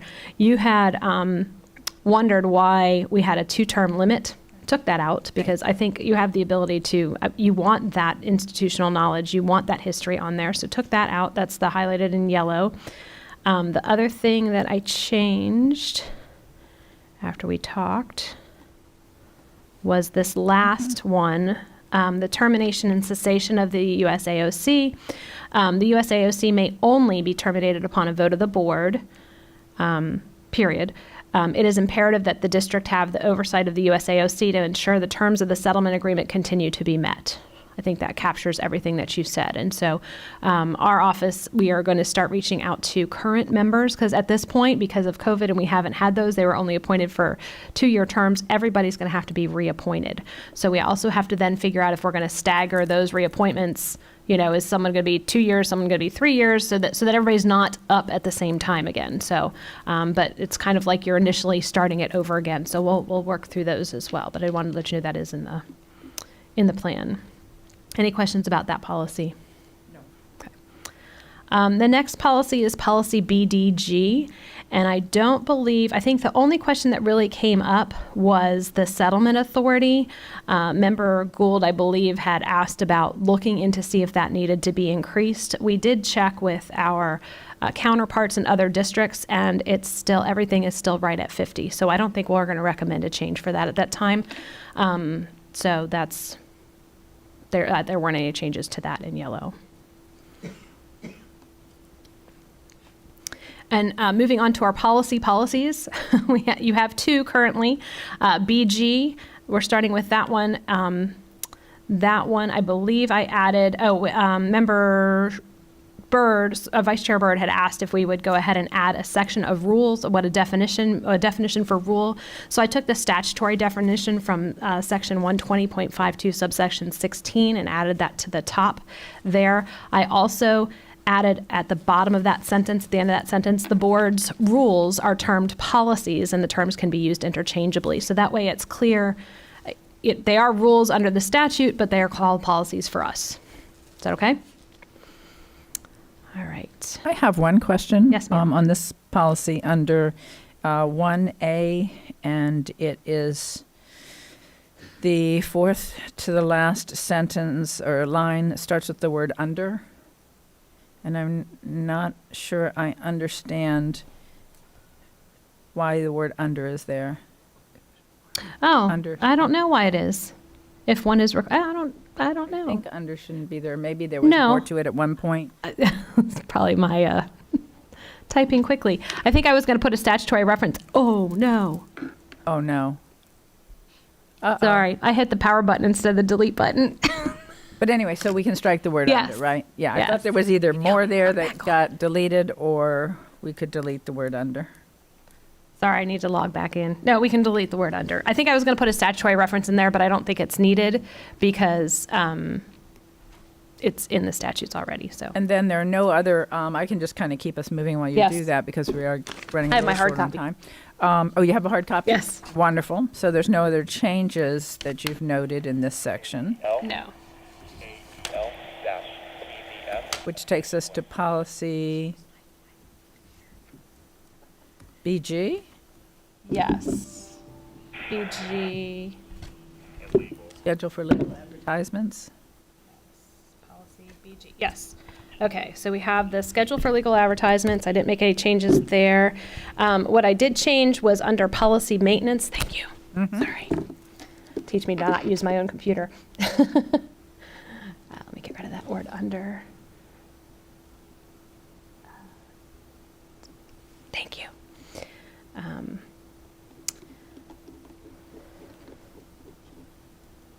Schedule for legal advertising. Okay, policy BG. What I did add was, remember we talked about the NEP and NSBA classification system. I took that out specifically, but I think the way our policies are organized now makes sense. We have a section for students, we have a section for personnel, we have a section for operations. Changing policies and making them all numbers or whatever is going to take a long time. So I just took out the reference to the NEP and NSBA policy classification system, but I added the policies shall be organized, grouped together in related categories, entitled, so that the overall content of each policy is transparent and clear. I think that's the policy that needs to be there. I don't see any radical changes. We did start with the website changes, so I was going to give you a snapshot of that, but with our outages yesterday, I didn't get a chance to snapshot that for you, but I can send it to you so you can see it. If that is okay with you all, that gets us at least started and we can start the policy process. Like I said, like ADD Safe Schools is our bullying and harassment policy. I would love for that to be titled our bullying and harassment policy instead of ADD. So, and then Member Gallo. Thank you, Madam Chair. I think I've already answered my own question, but I had a question about the legal advertisements because there was a huge change that's going to the governor under legal advertisements. But I think because we list the statute there, no matter what changes were made legislatively, they'll be covered, correct? Yes. We won't have to revisit Yes. this? Okay. And that's what I'm trying to do with your policies, because if your policies are super specific, like even when we do it like in text, I would rather do a reference to a section or chapter 1001 or section 1001.49, because sometimes when they change subsection 16 and subsection whatever, it does make it different. But if we have a statutory reference in there, if it changes, then we automatically default to whatever the new statute says. All right, perfect. Thank you. And then I believe then the This staff review of policy section was copied from BGC. Remember, we're asking to combine those two together. And that was the last change that we made from last time. So, All right. Any further comments from board members? All right. If not, then I think we are in a good place to recess. We'll be back at the hour of 1 o'clock, and we'll pick back up with our work session on the school board's superintendent search.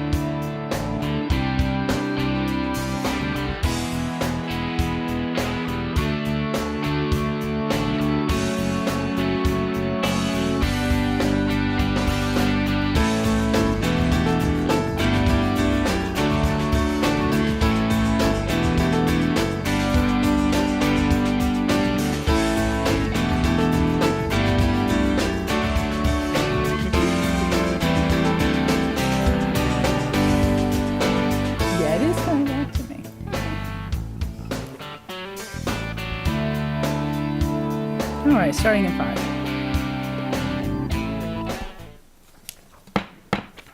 All right, welcome back, everyone. We are back in session. We are going to pick up where we left off. We had finished reviewing the B policies that were on our agenda, and we are now going to have a conversation and a discussion around the superintendent search. And let me introduce Ms. Messina to lead the way. Thank you. Okay. Chair Jacobs and board members, Andrea Messina, Dr. Vogel, and John Reichert held his first meeting on March 21st, yesterday, with the Superintendent Search Advisory Committee. They reviewed and discussed the Superintendent Search Survey. They also selected a chair and vice chair. Chair, Vice Admiral David Brewer. Vice Chair, Melanie Williams, President of Orange County Council of PTA, PTSA. And now we'll turn the meeting over to Andrea, Executive Director, Florida School Boards Association. Thank you. I want to start by complimenting you on your appointees to the Citizens Committee. I got to tell you, that group last night, they were smart, they were engaged, they were committed to the school district, they wanted to get it right. They worked with each other and collaborated in very healthy ways. It just was a really exciting group to work with. So you guys, home run on the people that you chose. I also want to tell you that the group chose, as Dr. Williams mentioned, we didn't vote, but they chose Mr. Brewer and Ms. Williams as your chair and vice chair. So when the survey results come in and when the results from the forums come in, Mr. Brewer will chair that meeting moving forward. I sort of ran the meeting last night. But we went through the survey very meticulously. We went through each of the categories. We explained to them the purpose of the survey. In every category of the survey, they made some changes. In some cases, one person would make a change and then everyone agreed with it, but then other times someone would offer a change and they didn't all agree, so we had to get to a place where they could all agree. The work product before you, and that I have pulled up here, is the final version of what they have done. The one thing that I think is going to be most obvious to you is in the second category, which is the student social and emotional well-being. We had quite a conversation about social emotional learning, SEL. And the citizens they just did not know what it was. And so even though at the beginning, the very first bullet, we had put social emotional learning, parenthetically SEL, they said that because they were reading through it, they kind of skipped over it, and when they got down lower, they still got confused. So you'll notice we had to put social emotional learning, SEL, social emotional learning, SEL, in each of the bullets, which we also thought would help reinforce the phraseology for the people reading the survey. So that's the one that will most stick out to you. But we also had some conversation on, there were a few more terms that were sort of education-ese or the vernacular of inside baseball, so we changed a little bit of that. There were some other phrases that they felt like parents maybe wouldn't identify with, so we did some tweaking, but every category has some changes, and what you see in front of you is the final version that they all agreed to, and we did everything by consensus. There were no objections, so it all passed by acclamation in the end, and I'm here to have you review it. Once you approve it, and we'd like to have a formal vote, Madam Chair, then it will be able to be sent out for translation. In essence, the translators need, if you're looking for 3 languages, they need 3 days, 5 languages, 5 days. So that's why we're here to try to get this quickly approved so we can get it out to translation, so we can get it up and get it in. And then once we finish this part of the meeting, I'll have Mr. Reichert come up, talk with you about the timeline again and the forums that will begin tonight. So I don't know if you all have I know that you all have had some opportunity to review this. I don't know if you have any changes that you felt were necessary before we can get it out, but what you see before you is the work product from last night's very productive committee. And by the way, they did not try to get out easy. We did not finish till, what was it, maybe 9:30? 6:30-ish? What time did the meeting start? 6? Okay, so it was 8:30. It was over 2.5 hours. And none of them were trying to leave early. They were all committed to the cause. So let me ask my fellow board members. I am just seeing this at my desk for the first time now. Okay. I wanted to check. So was it your expectation that we would go through it on here together and sign off on it, or take it home as a? We would like you to go through it right now and sign off on it. The sooner we can get it to translation, the sooner we can get it out to meet our already agreed upon commitments within the timeline. All right, so why don't we start with the first question, the 3 qualifications you feel are most important for the selection of a new superintendent, and why don't we all just read through those before we move on from there?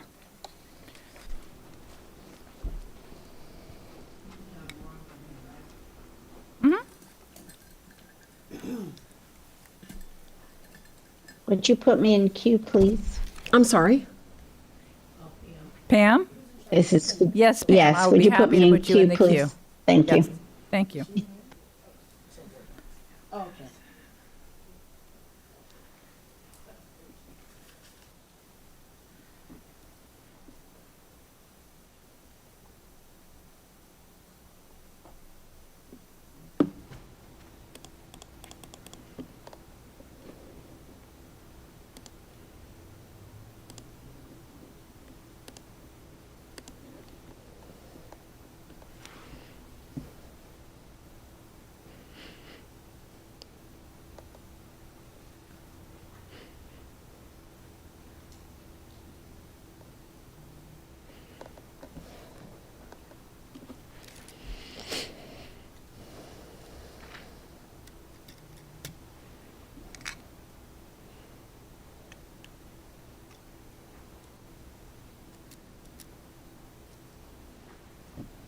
So I see, oh, no, that's right. I was going to say, I see people turning to page 2, but page 2 is the conclusion of it.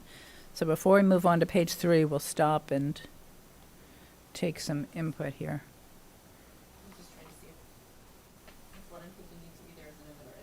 Gotcha.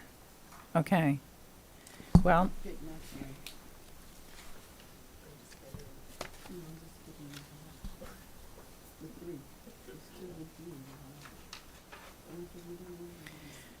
let me start with Member Gould. Member Gould, you're recognized. Thank you, Chair. My question is more about the methodology of why 3 qualifications versus 5, or by ordering them in number of priority. All right. Thank you. So what we have found is that we're not asking them to order them.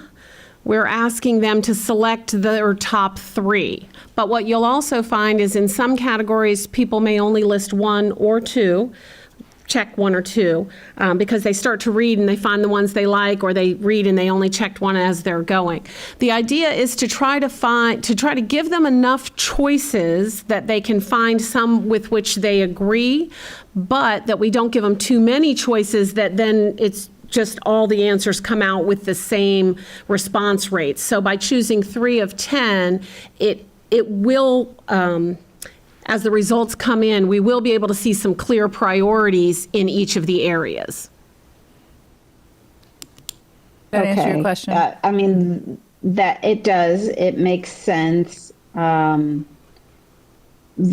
first one is a little difficult because of so many different lines of business, so to speak, that the superintendent has to lead and manage.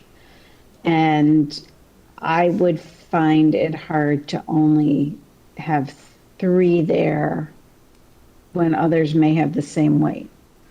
Don't forget. The others didn't bother me as much, but yeah.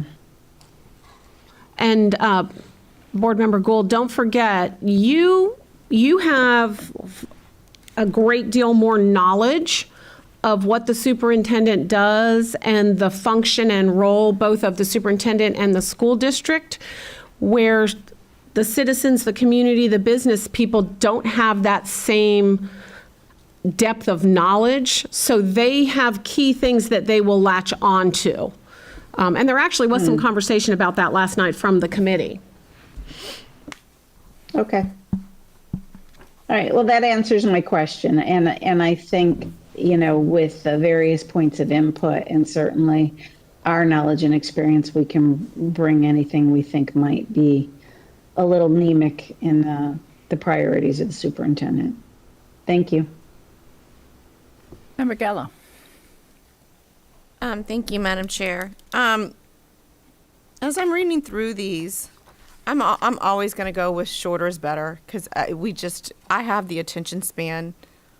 I don't want to say of a knack because I feel like it's a little bit longer than that. But I mean, you put something before me that's long in nature that requires more than 5 minutes of my time. I'm either going to put it off till later or I'm going to rush through it. So with that in mind, it seems like some of these we may be able to combine. Like the first bullet says demonstrate experience with improving student performance, especially in closing achievement gap and opportunity gaps. And then you go down to the fourth bullet and it says has experience with increasing student performance in low performing schools, either as a school or district leader. It seems like we're kind of asking the exact same thing, and maybe we could put that into one bullet because it speaks to the same item. And I didn't know if, as my fellow board members are reading that, if they noticed any other thing that we might be able to combine just to make it more succinct, and not so long. But if the committee had I don't want to usurp what the committee was trying to do either, because their attention to this is valuable. I will say, I think you probably saw the first version of this, which was much, much longer, and we've truncated it since then. We are seeking 10 bullets in each category. Okay. So that they can choose 3 of 10. And in some cases, there is a slight nuance. And one of the reasons that we would leave 2 in that might have slight nuances is because somebody may connect with one piece but not the other. So some people will recognize low-performing school different than closing achievement gap, because you can have an achievement gap in a high-performing school. And that was a clear delineation that we had spoken about earlier. Okay. All right, that makes sense. Okay, and I didn't realize, because we're just on the first, so every single item will have 10 for Correct. consistency's sake. And we Okay. ask you to pick 3 of the 10. Okay, perfect. I'm good then. Thank you. All right, Member Lopez.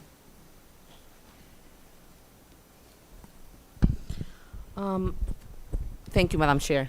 I was thinking about the ESC and English language learners, and I can see that maybe it's behind the general descriptions on demonstrates, understanding of curriculum standards, that one, or maybe supports enriching and diverse program. But maybe if we can emphasize, maybe in a parenthesis, that we're looking also for that type of experience with English language learners and ESC students. In the last one on page 1, demonstrate experience leading district diversity, maybe provide examples on diversity or something like that. I don't know if that's the right way, maybe in another bullet. But I think that is for me, it's very, very important to see the experience of a superintendent with ESOL students, with English language learners, and also with the ESC students as well. I would love to know more, on your recommendations and also more feedback on my fellow board members. Okay, great. Great comment there. Ms. Messina, do you want to respond to whether or not that came up? We do see it under number 5, I think it is, but it could be spelled out more clearly.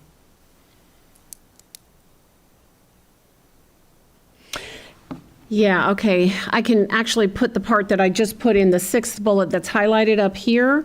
Demonstrates an understanding, we'll go from 4, taking language that I just put in 5. Demonstrates understanding of curriculum standards and effective teaching method as it applies to all students, including those with exceptional, including those with exceptional learning. Do you want me to specifically use exceptional student education and English language learners as opposed to learning differences and diverse backgrounds? What if, not to keep it too long, what if it had both with learning differences such as, and then we more explicitly state them so it's not lost on people? But I think that the English learning is, we're going to have people that are coming from other areas that don't have this same challenge necessarily in their district. And I think it's important to spell that out here so that our input is thinking about that as well, our parents. Yeah.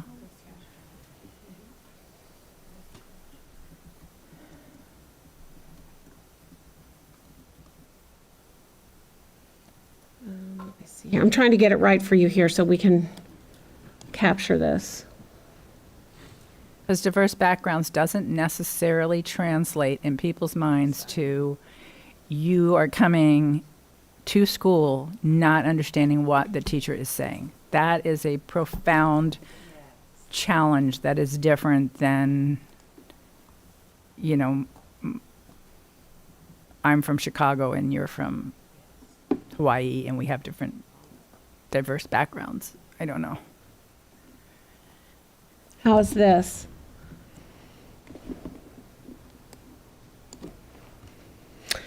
Demonstrates an understanding of curriculum standards and effective teaching methods as it applies to all students, including those with learning differences, parentheses, such as exceptional education students or English language learners, and students with diverse backgrounds and unique needs.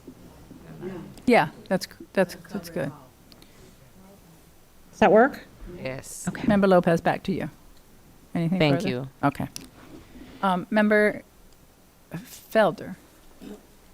Yes, I was looking at the last one on that page says demonstrates experience leading district diversity, equity, and inclusion initiatives.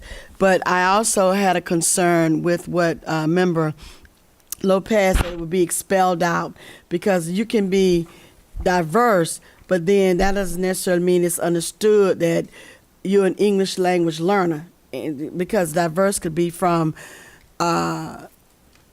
Paducah, Kentucky, as opposed to being from Miami, you know, or South Beach or Liberty City or Washington Shores, where I'm from. So I'm glad you put that in parentheses. I think that clarifies it.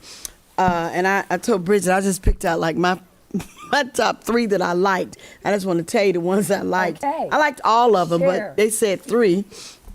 So I looked at has experience with increasing student performance in low-performing schools, either as a school or district leader. And I think that's probably maybe a challenge for any superintendent in any school district, especially with a district as urban as ours, which means large, that we will have that as a challenge. And I'm hoping that that's something that the new superintendent would pay close attention to. Demonstrates understanding of curriculum, standards, and effective teaching methods as it applies to all students, including those with learning differences, diverse backgrounds, and unique needs. Hopefully, if the person is a superintendent, they've taught. So that should be something unique, innate in their a part of their DNA, that they just come out understanding that. But also the last one on the other page, same page on the back, develops and ensures career and technical education programs to meet the needs of local and regional employers. And I guess because I'm looking at the part about local, that's very important to me, that our tech schools, wherever they're located, that they offer curriculum that's indigenous to the people that are in that community, that they too can have that sort of economic empowerment. So the programs will be, they will pay attention to programs at those tech schools within certain communities, that they will be able to meet the needs of those persons in the community. I think a superintendent should be sensitive to that and make sure those programs. So I just tried to, I like them all, but you know, if I had to choose out of those, these are the ones that I highlighted. And I'm so glad that Board Member Lopez brought up that explanation of what diversity means, what we're talking about. So I just kind of wanted to share what I would have chosen. But anyway. Thanks. All right, if we have any prospective superintendents out there, pay attention. A little cheat there. Okay, Member Gallo, back to you. Thank you. Keeping with the same bullet that Member Felder just mentioned, I'm having a problem with the way this is worded. Which one? The last one, develops and ensures career and technical education programs to meet the needs of local and regional employers. I feel Meeting, it should say meeting. okay. Is that what you want to change? Yeah, well, something to make it flow better than how it flows now. Develops and ensures career and technical education programs to meeting either that or develops and ensures that career and technical education programs meet the needs of local and regional employers. Yes. It just needs just to be tweaked a little bit.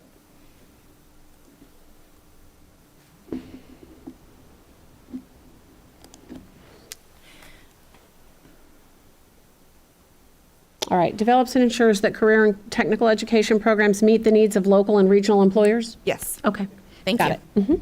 And I will say, just to remind you, after the survey goes out, and hopefully you'll have community, you'll have internal, external stakeholders, everyone, you'll see what's important to your community based on the results of the survey in each of these categories. And then as we head into it, that might be the areas you might focus on in a public interview. That would be the things you would ask questions about. So this will help guide you in what you're looking for moving forward.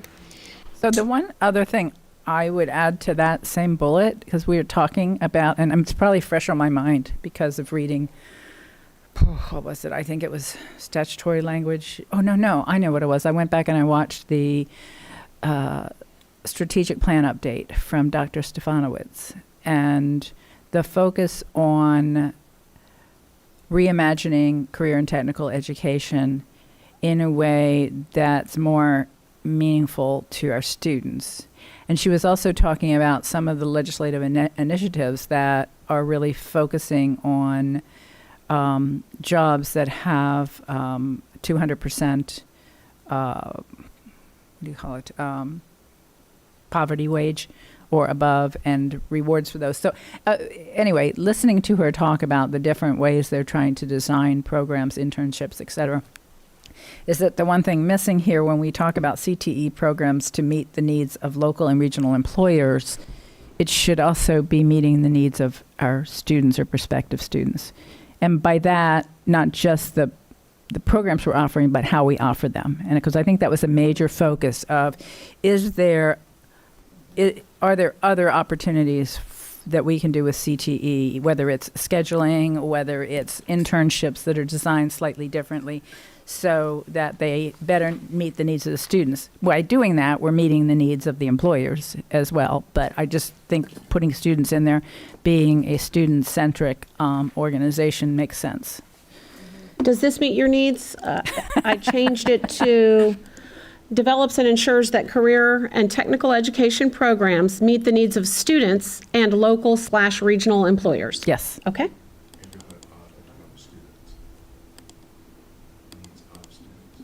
Needs of students. Thank you. Thank you. Yes, thank you. Okay, are we ready to move on to the qualifications most important for the new superintendent in the area of student social and emotional well-being? Wait, one question. Go ahead. I'm sorry. That's all right. So when we look at this last bullet, you changed develops and ensures that career and technical education CTE programs meet the needs of students and local or regional employers. Are we also talking about those students within that area, within a community? Because you do have we have tech schools all over the district, and we have great programs, I think, at all of our tech schools. So a superintendent that would be sensitive enough to know the demographics of the community where that tech school is located, and if the students, people, which would be high school students or adults, whoever's attending the schools, that they will be able to have programs within their reach so that they can get the skill set that's needed so they can be viable employees or become an employer themselves, like if it's an HVAC program or a 3D animation program, then they can have their own business. I'm just hoping that because we have such great CTE programs across this district, that if we could make sure that where people are located, they have access. I guess that's what I'm talking about. Access, because the programs are here. And we do want a superintendent to be cognizant of our programs and what they have to offer, but also those programs that in certain communities remain if it's going to give those persons in that community the opportunity or access to learn these various skill sets rather than move stuff, but just there to learn. Because I think as a district, we need to always, and I think we do a good job in Orange County so far, to make sure that there's ample access to our programs. I mean, I'm learning so much as a board member, other than what I knew as a teacher in the district in terms of what this district offers in the term of learning and skills. And the CTE programs have really been eye-opening for me. They have. So I'm hoping when we say demonstrates, develops, and ensures that career and technical education CTE programs meet the needs of students and local or regional employers, also the people that are right there around those schools. Do you understand what I'm saying? Am I saying something different? No, I understand what you're saying. I just want to clarify, it's going to be your job and my job to make sure that the candidates who come here are able to demonstrate it. This is really to have the community say, oh yes, career and technical is one of my top choices. I got you. So Okay. the nuance you're talking about, I can say that when I talk to the Yes. individual superintendent. Yes. Very good. Thank you. I just need good. Thank you. I describe it as inside baseball. That Yes. this is an outside baseball facing survey. That's an inside baseball nuance. Okay. Thank you. Okay. Okay, so we're starting on page 3. If everybody can take a minute to look through the qualities on page 3 for student social and emotional well-being.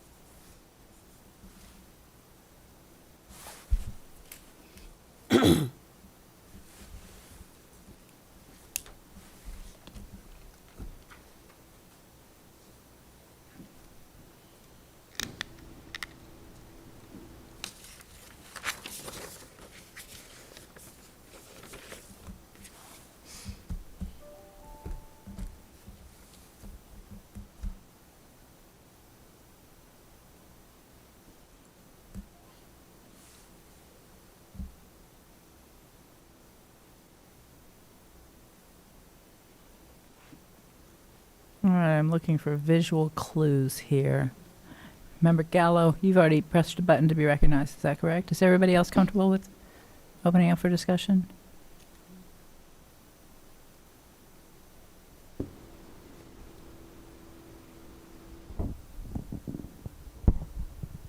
Member Gallo? Thank you, Madam Chair. So I'm going to be honest, I feel like we struggled to come up with 10 bullet items for social emotional. It's just a lot of this seems kind of vague and ambiguous in nature.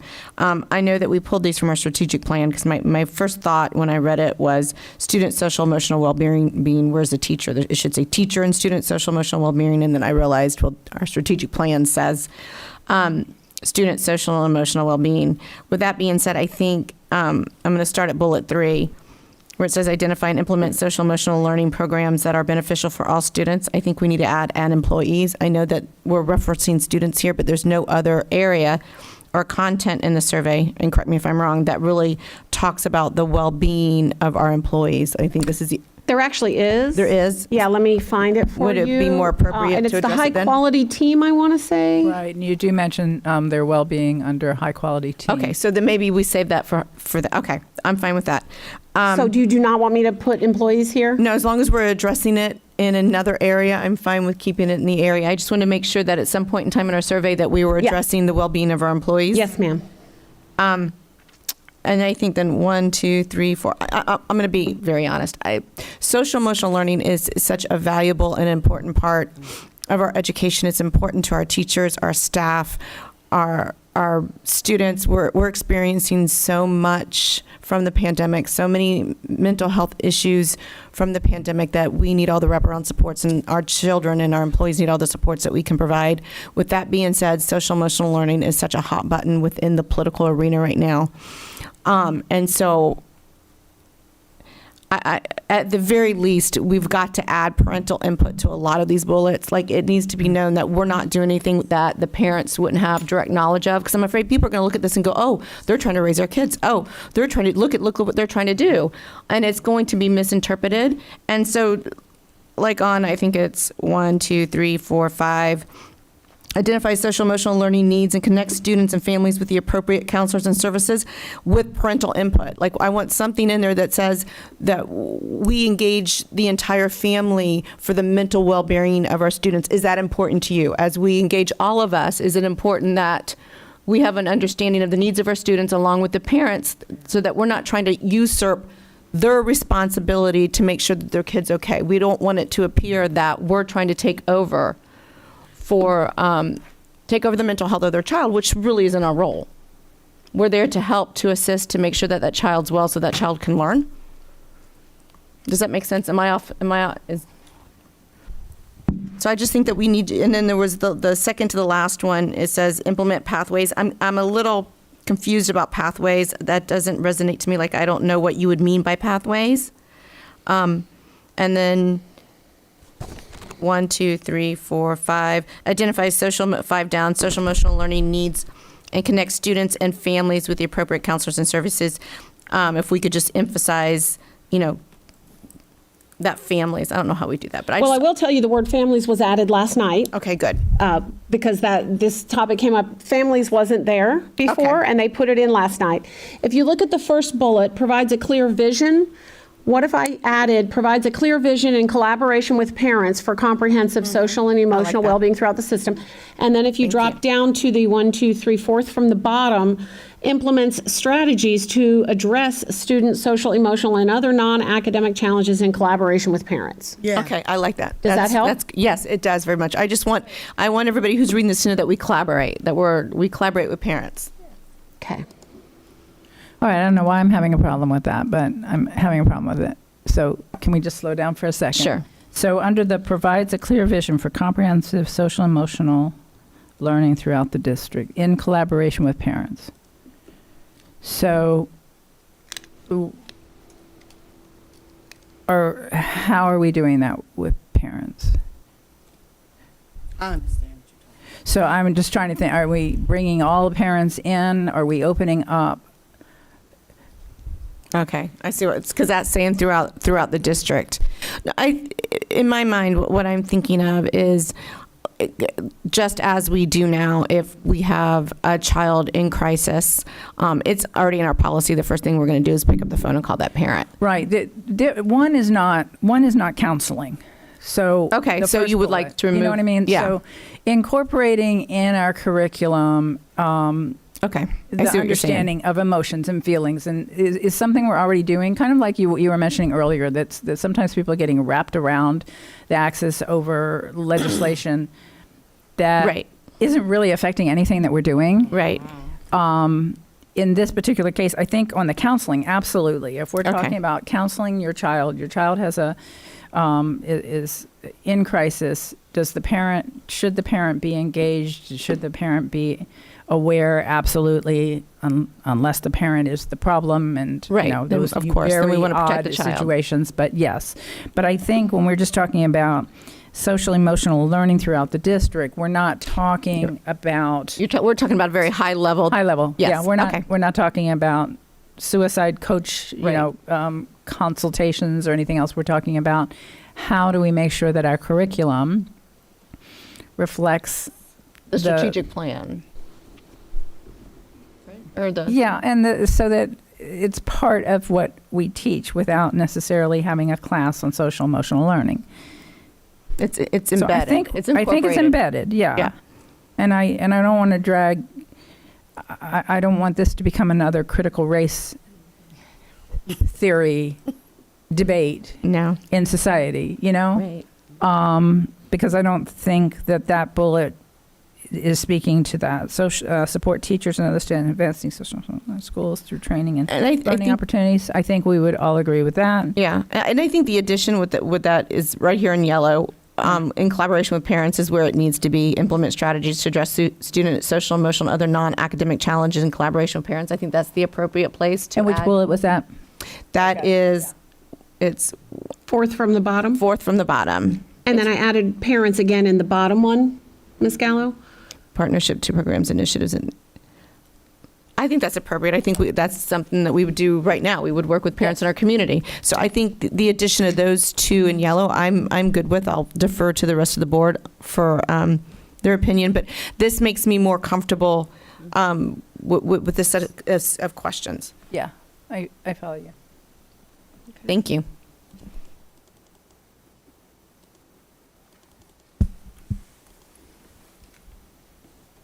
Member Felder. Yes, I'm glad, Chairperson Jacobs, you did have some more clarity, because sometimes parents, they don't possess the skill set, sometimes even understand what is going on. But then at the same token, what Member Gallo said, we always want to include the parents. We have to find a way, but again, we have these people who are expert in what they do because they have trained and they know exactly what they're doing. So it is my hope. I'm glad I just wanted to just put my little 2 cents in. I'm glad you added work with parents and community partnerships to support programs, because we have to be very careful. There's a thin line, because after all, the person has studied and developed the skill set. They know what they're doing. We have to trust that they can make the right decisions. So, okay, I'm glad that was clarified. Thanks. All right, if no other feedback on that, I think that was valuable feedback, though. Let's go on to page 4. We're focused on qualifications for a dedicated and high-quality team. And Board Member Gallo, I've highlighted the one that we were referencing before for you.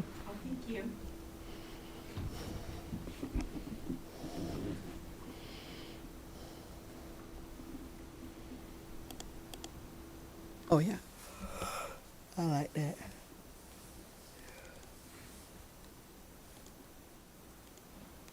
Oh, it's also the third one up from the bottom, or was that the one you What she was talking about, yeah. prioritizes employees' physical and emotional well-being?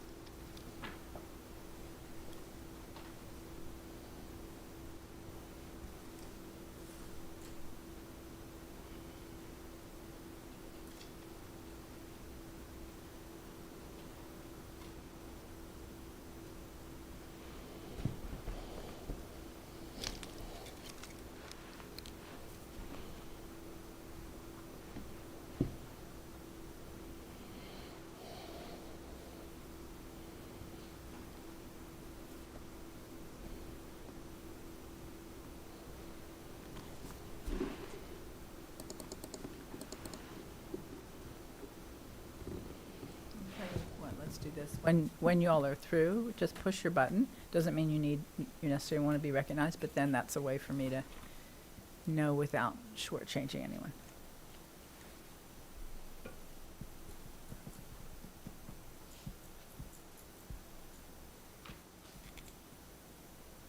Madam Chair, I will say last night, the conversation in this category, there was extended conversation, because one of the bullets originally said recruit, select, and retain, and they wanted it in two separate. Recruiting is different than retaining, so we made that two separate bullets.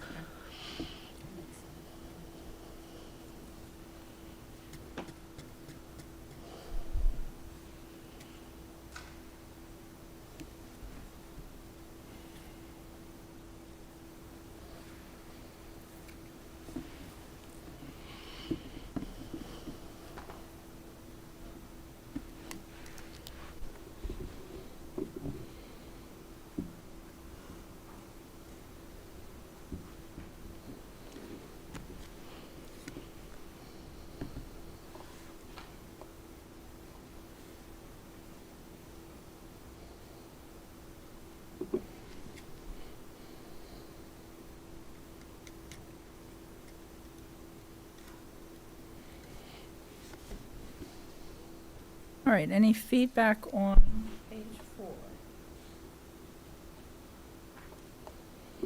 Member Gallo? Thank you, Madam Chair. If this is somewhere else within the survey, it doesn't need to be under this section, but under the bullet 1 establishes positive staff morale and flexibility, support, and recognition. I'd like to add the word transparency. We hear transparency so much out in the community that we need to be more transparent. We need to be more transparent. So we need to get a gauge of how important is transparency of the new superintendent to our constituents. And so if we address transparency in another, we do. Okay. We put it under efficient operations. We did have that conversation last night, and it was about evaluating and revising things to improve efficiency and transparency. Awesome. That's where it came up. And that's probably the best place for it. Thank you. That's all. Member Felder, you have anything? Yeah, you know what? I guess I wasn't paying attention. I just wanted to just make a comment. I'm back on the dedicated high-quality team. Just want to make a couple of points. When you said demonstrate successful experiences leading an organization with diverse cultures through an atmosphere of trust and mutual respect. How are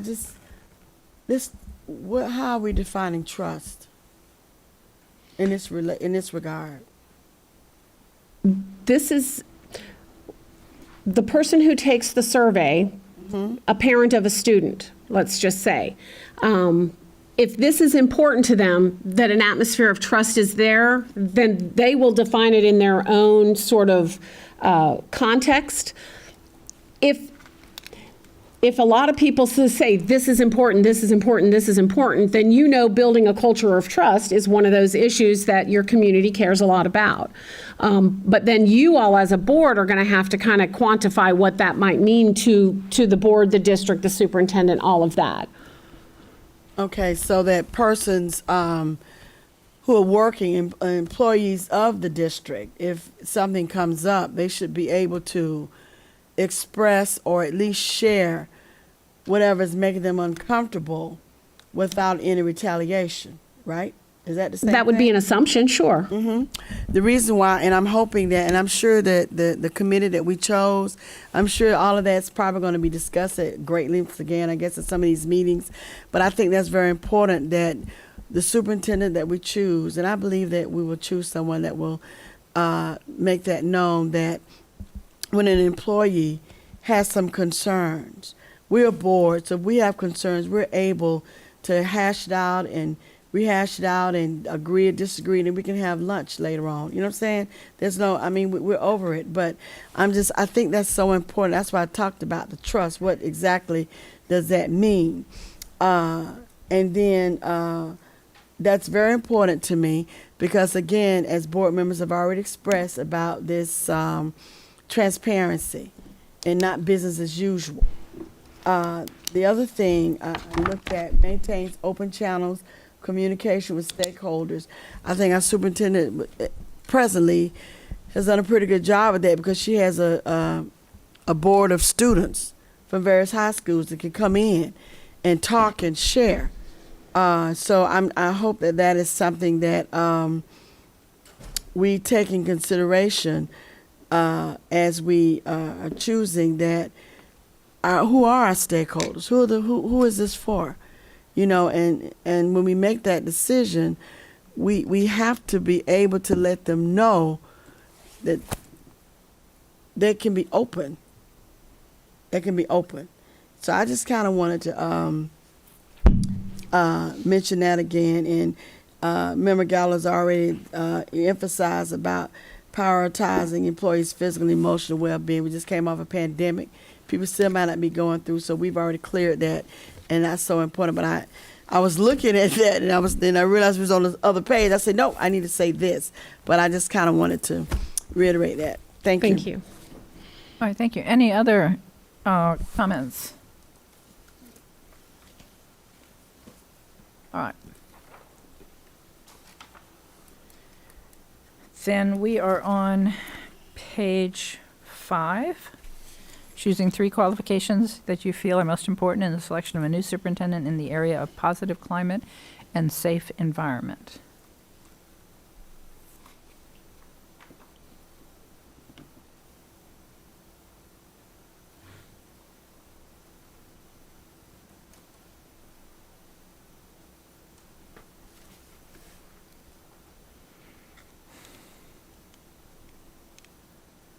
Board Member Feldler, this one also has a statement in it related to what you just described, which is the one I just highlighted there, demonstrates a leadership style with an encouraging and positive outlook. And there was a lot of talk about this one last night in the committee because what is an encouraging and positive outlook, and how do we determine that? And we actually had a conversation about there are some leaders who maybe are more reserved and who are more matter of fact. And so we'll know whether or not the positive and encouraging positive outlook is important to people. Some people don't care about that. They just want results, but other people that's important too. So we had a lot of conversation about this, and it kind of speaks to what you were just referencing. I have another question too. Thank you so much.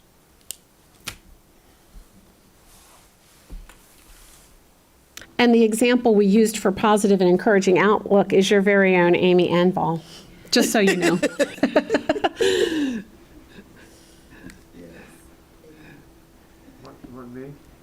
You weren't in the room. She happened to be in the room.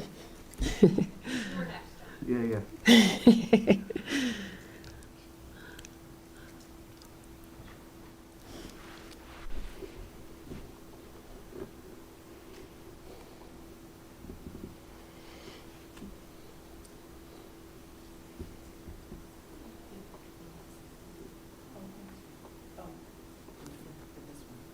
Right now, I'm going to let everybody finish, and then I'll call on you.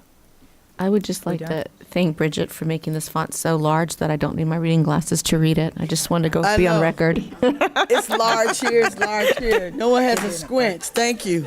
I thought it was a good idea, but since it's Because I was like, no, I can't see this stuff. Okay. I got my glasses on. Jesus.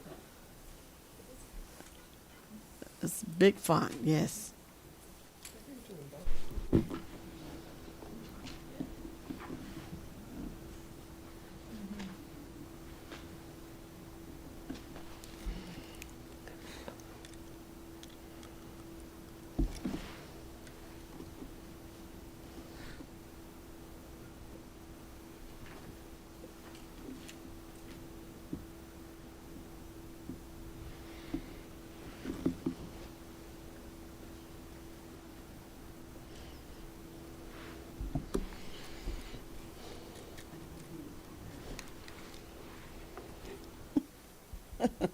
David.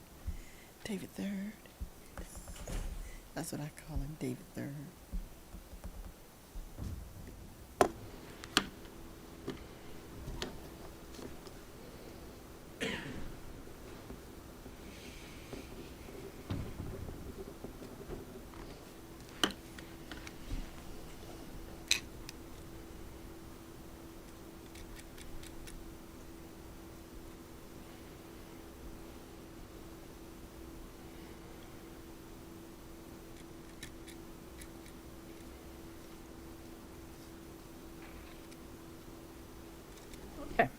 Member Felder.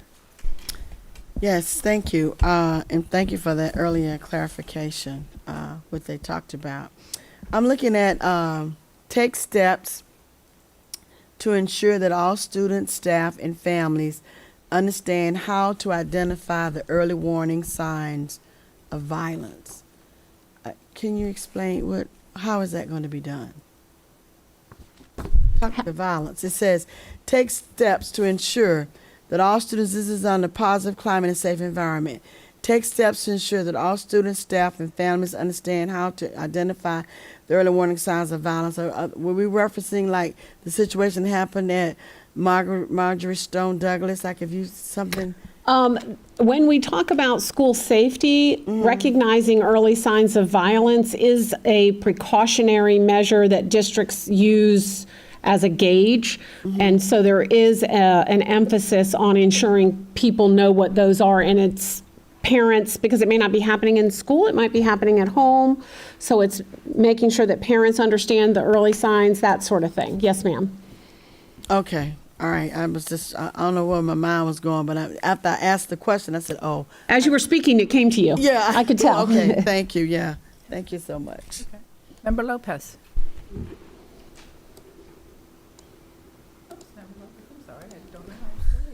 It's okay. Thank you, Madam Chair. In the first one on establishes positive staff morale through flexibility, support, and recognition, can we also include the culturally relevant trainings? The what kind of training? Culturally relevant. So, I think that our schools are very diverse, but sometimes, the students, the staff members needs to know more about our, the culture that we have in our demographics, so we can be more effective and more inclusive. All right, so here's what I added, exactly what you requested. Establishes positive staff morale through flexibility, support, recognition, and culturally relevant training. Is that wrong? It sounds like you're not, is there something I need to change in No, it? you're good. Okay.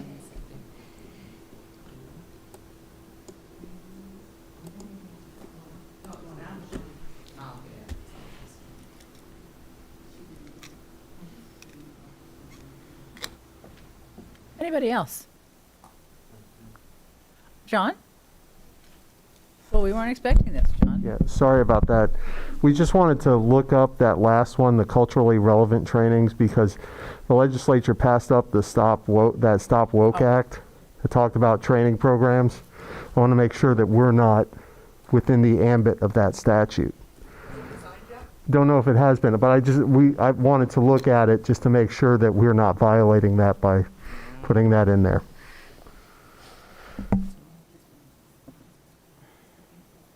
Good catch, thank you.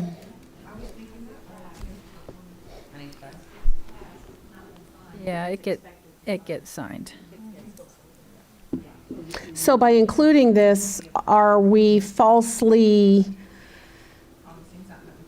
Yeah. So maybe I should take it back out. Yes. Now, the only thing I would say on that, and I'm going back to that, it's been a lot of misunderstanding about what language is actually in some of these bills. And I don't know that us having culturally relevant, responsive training is the same as what that bill is trying to keep the private sector or the public sector. What we're intending here is not to try to create an environment where white students wake up in the morning feeling guilty and shameful that their great ancestors did bad things. That's not what we're talking about with culturally relevant training. So I don't know. I know that we want to be really careful, John, and I think we need to be careful in how we implement these. The bill does speak directly to diversity training, even with private companies. So it does delve into, it's not just about critical race theory, it delves into you can't do really diversity training.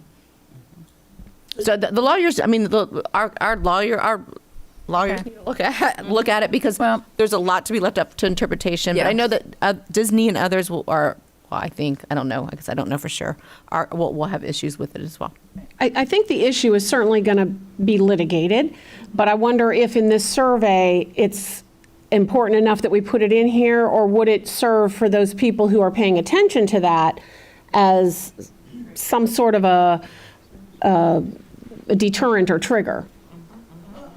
Maybe there's a more positive way to say this. Exactly.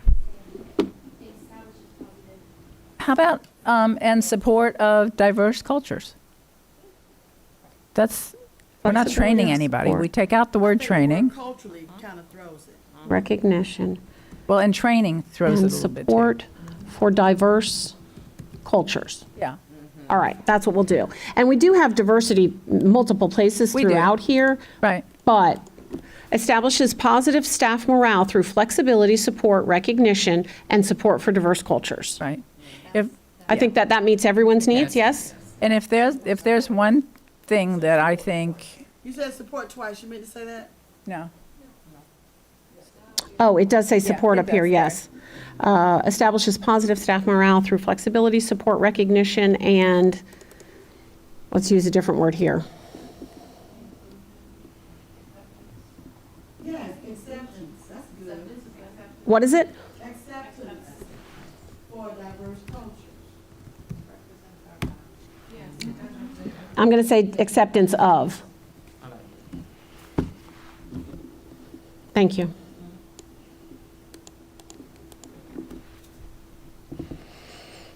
See, that's teamwork right there. all right. And John, you are integral. Yes, I'm sorry. Did you have something else, or was that it? No, that's it. Thank Okay, you. Thank you. All right, if we have nothing more on page 5, we'll go to page 6. Page 6 area is efficient operations.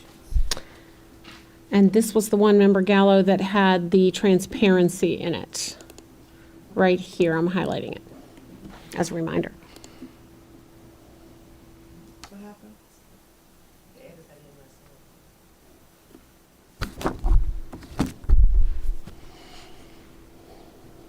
Which, by the way, was added last night. I think I said that, right? Yeah.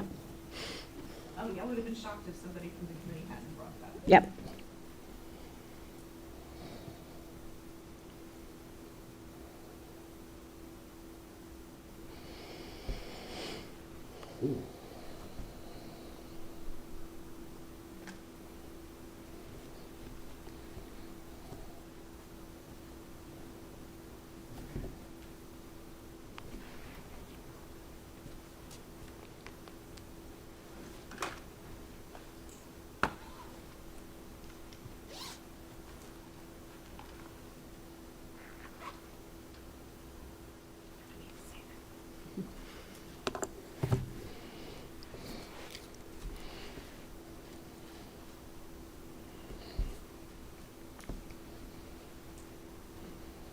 Andrea, is there a comma missing in that first bullet after review? Was that you? That's me, yeah. I didn't hear what you said. Is there a comma missing in that first bullet after review? Yes, ma'am. Oh, Sorry, you know my what? They had Oxford been comma put people. together. Yeah, right. And I put the space in there and didn't put that. Yes, ma'am.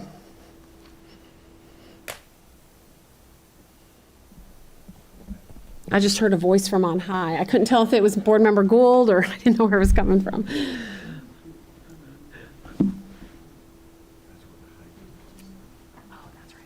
Yeah.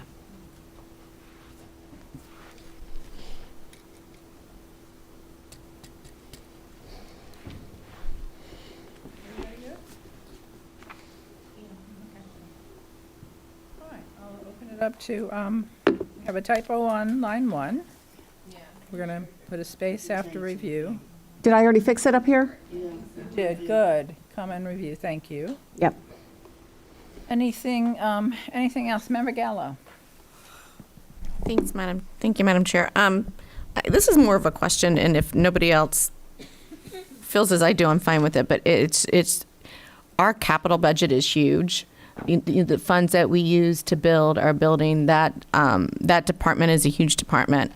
And I'm not certain that we captured the essence of that. I know we mentioned infrastructure here. So if the rest of the board feels like we've covered it, especially in Orlando, there's so much growth happening in our county, much more so than in other counties. Like having the knowledge of that side of it, the capital side, where we're building and we're managing, and the construction and the facilities part of it is just so huge. I didn't know if that we needed a little bit more teeth with that within the efficient operations, because I see infrastructure, and I think I mentioned it. It was mentioned, facilities was mentioned below it, but other than that, there's no real mention of, is it important, especially when it comes to transparency, because that's the side we really have to be transparent about. And that's a side that we tend to get the most complaints about. So just transparency within our building operations, within our infrastructure, like it feels like that especially since our community partners will be reviewing the survey well, I feel like there needs to be something in there, but How I about don't know. this, Pam's Board still Member online. Gallo? Pam would have good suggestions. Can you look at what I just highlighted in green? Yeah. Demonstrates experience and I can't see that, Andrea, because you're behind. Let me see if it pulls up yet. Yeah, and the issue here also goes beyond just what we do. We have a very complicated intergovernmental relationship and agreement with our county and cities, unlike anything else in the state. So those relationships are also an important part of its transparency, but I don't know. Does adding the transparency here get closer to what you're looking for? It does. It does. I'd be curious to see what other board members felt about just the capital projects, and because that is a big part of who OCPS is. Just with our growth. understand, parents aren't going to know the word capital projects. They don't know what that means. That's true. But our stakeholders would. Our partners will. Our partners who are taking this. Parents are taking this too. Right. What if you added at the end of that in a fast-growing district? But our parents wouldn't pick it if they don't understand. You know what I'm saying? But our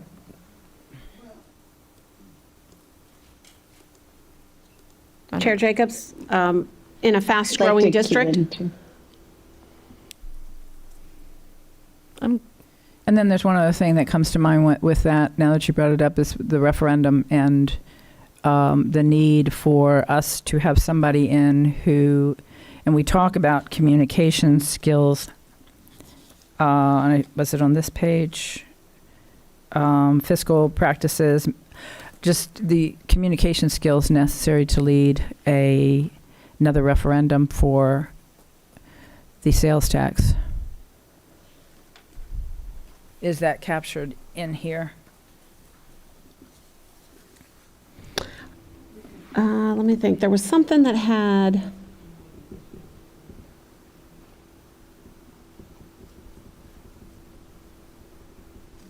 Chair, I'd like to cue in when you. Go ahead, Pam, please. Member Gould. So I do like most of this language. I was actually asking to cue in on this anyway. I think when you talk about partners appropriately, there's a lot more than like the playgrounds, pools, and fields in that, especially when it comes to land, appropriate place to put things, getting an understanding of having all of our partners understand the priorities of OCPS. So I feel like there needs to be effective communication about building capital projects and the budget on the priorities. I think that's where we get strung up a lot of times, is that people who don't understand the priorities sometimes come in opposing. And I don't think this addresses that strongly enough the onus on the superintendent and the superintendent's team to communicate that. And I think that would be a comment feedback we would get, not across the board, from parents, from partners, from all locations. There was one bullet in here, let me try to find it, that talks about, makes difficult budget, like, clear for the public. Help me find that, gentleman. It talked about, Yeah, it takes complicated financial. Yes, something- like that. where is that Here one? it is. It's on the next one, engaged community. Okay. It's 3 from the bottom, interprets and articulates complex educational and financial data to all stakeholders. I saw that one. I've already circled that one. Okay, so, Member- Member Gould, is that what you're describing? Interprets and articulates complex educational and financial data to all stakeholders? No. No. Okay, I Sorry. just wanted- That's part of it. That is part of it, but it's also taking that feedback and understanding where the community is. It's the two-way communication component, but also making sure there's understanding. It's not just communicating it, it's making sure there's an understanding. And that we aren't working with our municipalities, our people driving growth, our neighborhoods at cross purposes without that communication, because sometimes that's the perception. And I just feel like this particular area is going to open up a floodgate of comments if we don't. I know that's going to be one of the things I'm listening for in a superintendent is how they work and truly partner and collaborate in the community. So maybe the word collaboration needs to go in there where appropriate, but it's more than, posting it and holding a community meeting. That's not enough. What about this one? Can you see the screen that's up right now? Hang on, let me see. I got to flip back to that because I've got the document open. I have the YouTube up. No, I see me right now. Give it a minute. Okay. What I have is, instead of the one you're referencing to with partners appropriately, I'm rephrasing that into collaborates effectively with city, county, and community entities on construction projects and budgets. I like that better, personally. Yeah, it's much Does better. that work for you guys? Mm-hmm. All right, so That would be in lieu of the language about playgrounds, pools, and fields, right? correct. Good, because frankly, so much has changed with safety that collaborating on the use of playgrounds and pools and everything else is. And I used construction budgets because I think Yes. people know construction more than capital. No, I agree. I think that's a better Okay. layman's term. Okay. All right, now let me take the board members in the order they are. Member Gallo. I'm done. Okay, Member Thank you. Byrd. Vice Chair Byrd.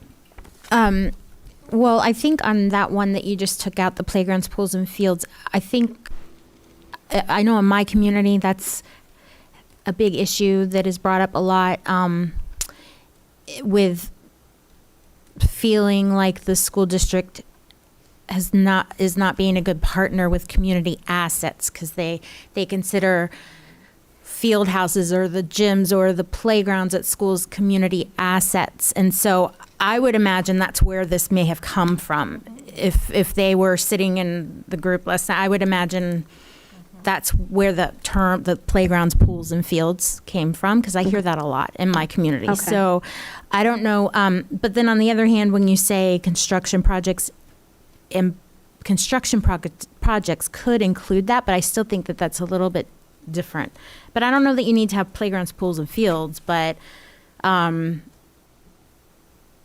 assets, maybe? yeah, maybe I didn't hear what Ms. Covert said. she said community assets, but maybe that's more of the engaged and invested community than it is efficient operations, because I think this belongs more, I think you're right, with the operations being efficient.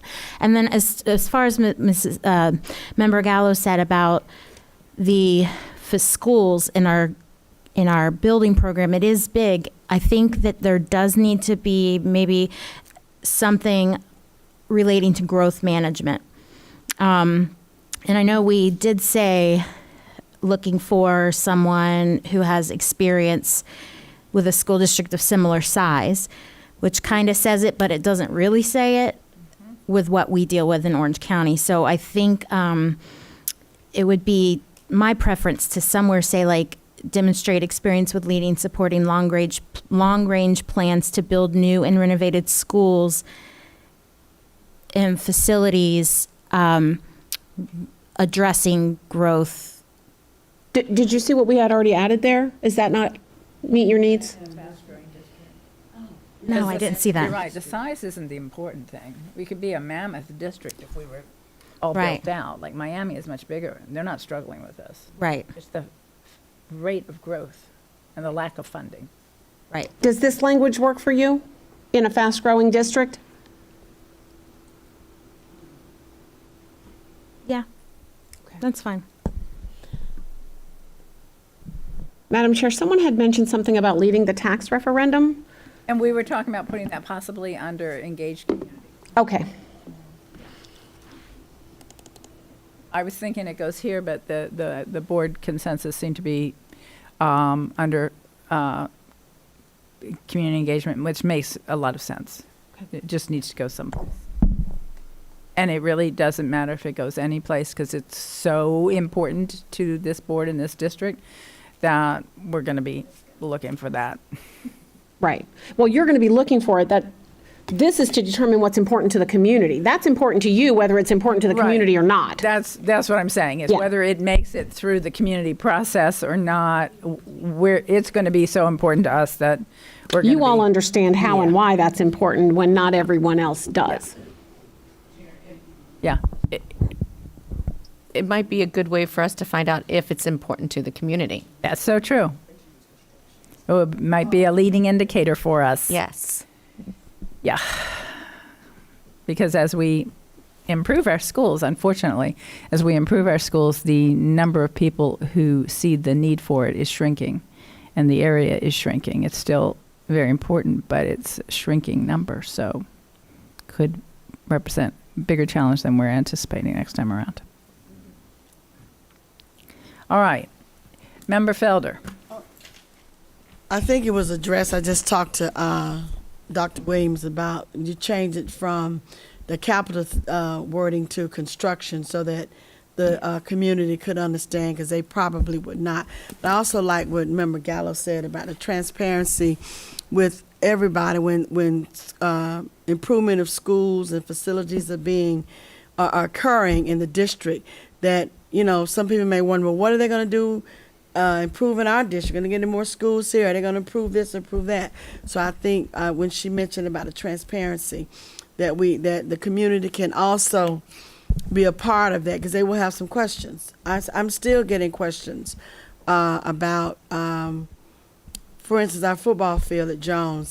Some questions about that construction. So I do believe that the transparency. I'm in full agreement. Because as we build, and we are constantly building in this district, I don't know if we're just building. About to run out of room, but we just building.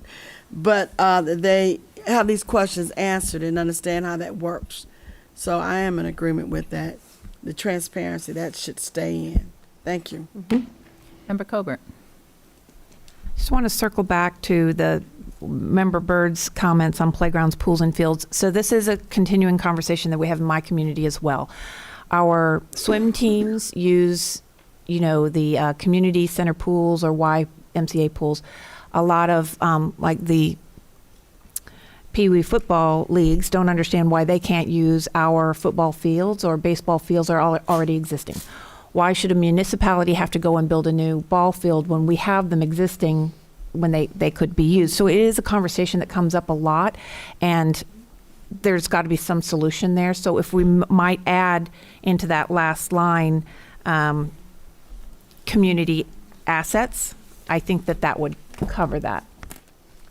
So do you want me to change it to community assets? No, go down to the last, entities on construction projects, budgets, and community assets, something Okay. along those lines, because that is an ongoing conversation, and that is superintendent level collaborating with the municipalities and the other government entities. to come up with a solution. Board Member Covert, would it be community assets or community facilities? What do you That think could be. the Facilities could be. common parlance would be? I think facilities would be more clear. Okay. I think we know what you mean by assets. I just Right. want to make sure. That's a much better term. Okay. Thank you. Added, right here. Okay, Member Colbert, I'm just trying to understand the question you were asking. So are you talking about when they say, she says, community facilities, that you said oftentimes in your communities, they have concerns about the use of facilities while the Pee Wee team can't use. Now, is this the same thing as like the Pop Warner people using? Well, they use Jones High's field. Am I understanding that people can't use Boone's field or what? No, not saying they can't use, but there are fees involved. I understand why there are fees involved, security, maintenance, etc. But it's a continuous conversation. Again, they'll say why do we as taxpayers have to go and build additional, say, baseball fields when we have baseball fields at our 20 high schools? Those kinds of things. There's got to be some way to work that out. Do they not want to pay the fee that we're charging them? Sometimes, if they're nonprofits, they say, we as taxpayers are already paying. So it's a conversation that continually comes up. It's not my decision. That's the level that this is, and that's where a superintendent, those skills to have those conversations. Yeah, Just to add, because I can see, as Member Byrd pointed out, we were like, why is playgrounds, pools, and fields in there? It's because that comes up all the time. Okay. Yeah. All right, thanks. Thank you. You could narrow it down to recreational facilities from the standpoint of making it maybe more clear what we're talking about, but it isn't necessarily just recreational facilities. Right, because they might want to hold meetings. Sometimes they want to hold meetings or use an auditorium or things like that, yeah. Yeah, I agree. Okay. Collaborates effectively with.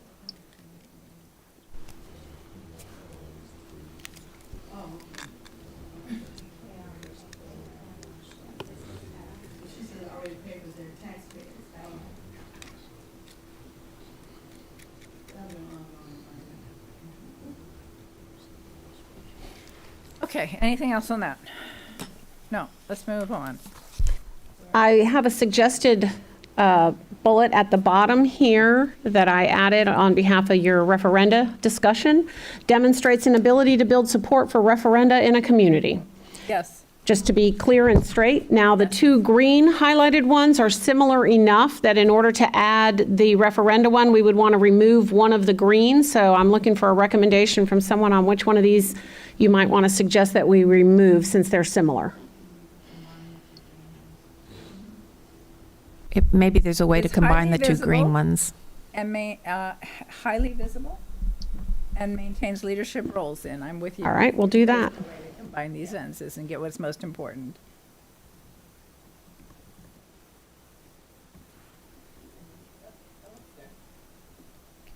All right. Let me get rid of the capital H on highly so that it doesn't look wrong. Okay.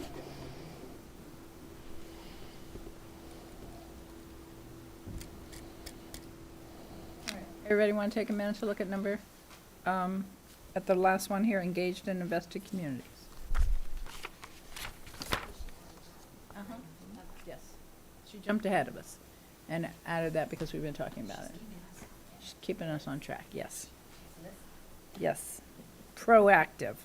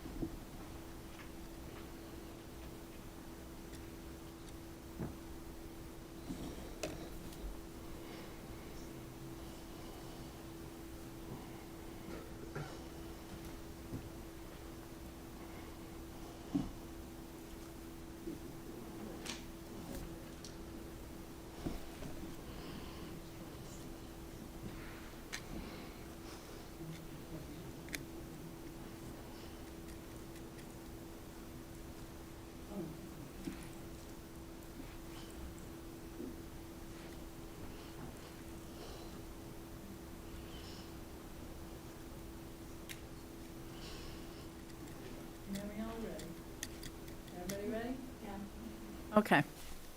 Member Byrd. I'm just going to kind of disagree a little bit with the change, only because I really think that keeping the last one that we had on there is highly visible and actively participates in school and community activities is a lot different than the leadership roles in education and community organizations. I think that one actually could be combined more with the second one from the bottom, demonstrates a commitment to the community by working with diverse organizations and community groups. That's very, very similar, I believe, to maintains leadership roles in education community organizations. But I think both of those are totally different than is highly visible and actively participates in school and community activities. I think there are a lot of people that's probably going to be a pretty big high priority if they see the superintendent out in schools. Okay, so if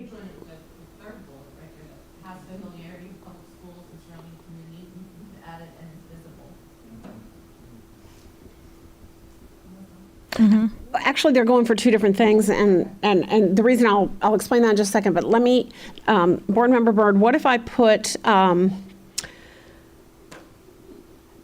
demonstrates a commitment to the community by maintaining leadership roles in community organizations and working with by maintaining leadership roles and working with diverse organizations and community groups. And then we could bring back the other one. Let's see, demonstration by, I want to put maintaining leadership roles and working with diverse organizations and community groups. Does that solve it there? And then I can bring back is highly visible and actively participates in school and community activities. That's crazy.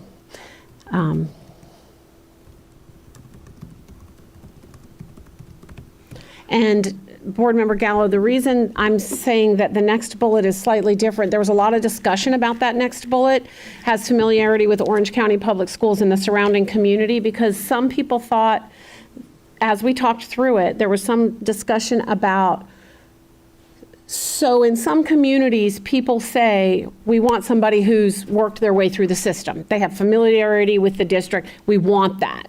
Other communities, that's not a priority. And so this one would help to see whether or not that is important, but they also extended it to the surrounding community, like somebody from Central Florida who knows enough about the Orlando area. But as we talked through it, we actually explained to them that we had a candidate for superintendent in another county, a pretty large county. That person had never worked in that county. But what she did was she had gone probably 4 or 5 weekends in a row over to that county. She took pictures of every school and the community around so she could learn the community. She had a notebook with tabs on every single school. So she had familiarity with the school and surrounding community in a different way. And so we actually talked through some of all those nuances for that other bullet.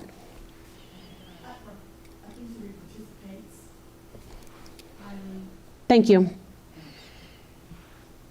You are correct. The yellow at the bottom, Member Gould. you need a by instead of maintaining. Demonstrates a commitment to the community. So, By maintaining. Thank you. Thank you. so I don't think that any of this language is actually strong enough for the kind of leader we're seeking. We have the second largest employer in the county,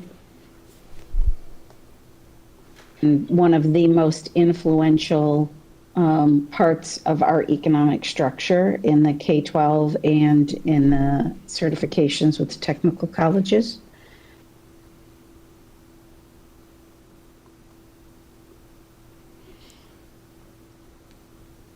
So what would you like us to edit? Visibility.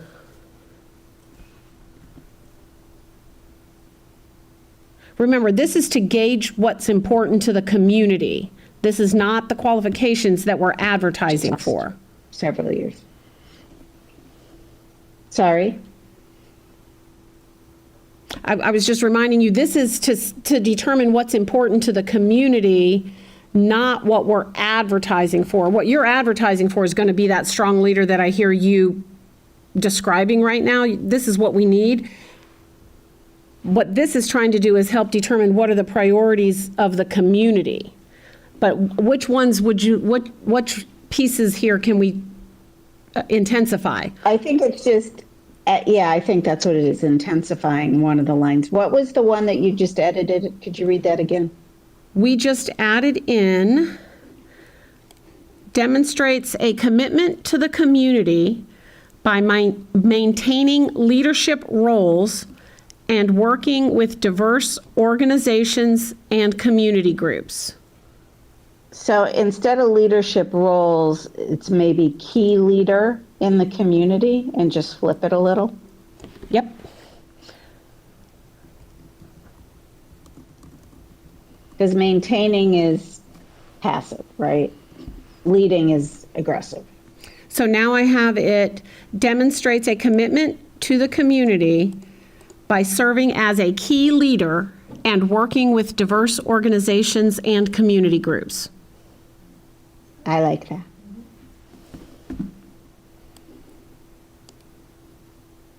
Is there another one we can intensify?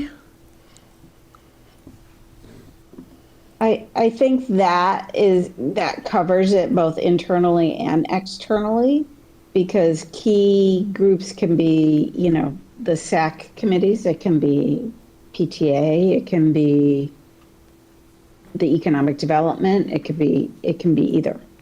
To me, it leaves it broad enough to be seen as that key leader. Andrea, just make a comment on this one. I think what you're looking for, and I agree, I think you're trying to get to, not only do you want an educational leader, but you want a community leader. And I think that's something that will come out when you're starting to get further into the process, but I think that's what you're talking about, where you want someone at the table as a community leader, as the Right, but I think that's important to our parents and our community too, because, Barbara strategically has been in the room for many community-wide decisions, and OCPS has been in the room as we're planning on attracting big businesses and educational components and, just all of that planning. And I think that is important to our community, knowing that we're one of the largest school districts in the country. Anyone else? All right. Next. Okay. Hang on. Hold on. I think I'm actually looking at the one that's the bullet that says works with governmental community and business leaders to enhance educational opportunities and economic development. I think that's a place that you could add something like is comfortable or something to the effect of it being a leader, of being instrumental in working with government, community, business leaders for economic development, that kind of thing. Instead of it just being kind of like. If you look at what I just changed there, instead of, I don't even remember what was there before, but I put leads as the key verb here. Yeah. Leads governmental, community, and business partners. Originally it said business leaders. So when I put leader to the front, I changed it to partner. So leads governmental, community, and business partners to enhance educational opportunities and economic development. Yeah, much stronger. That's better. Definitely. Thank you.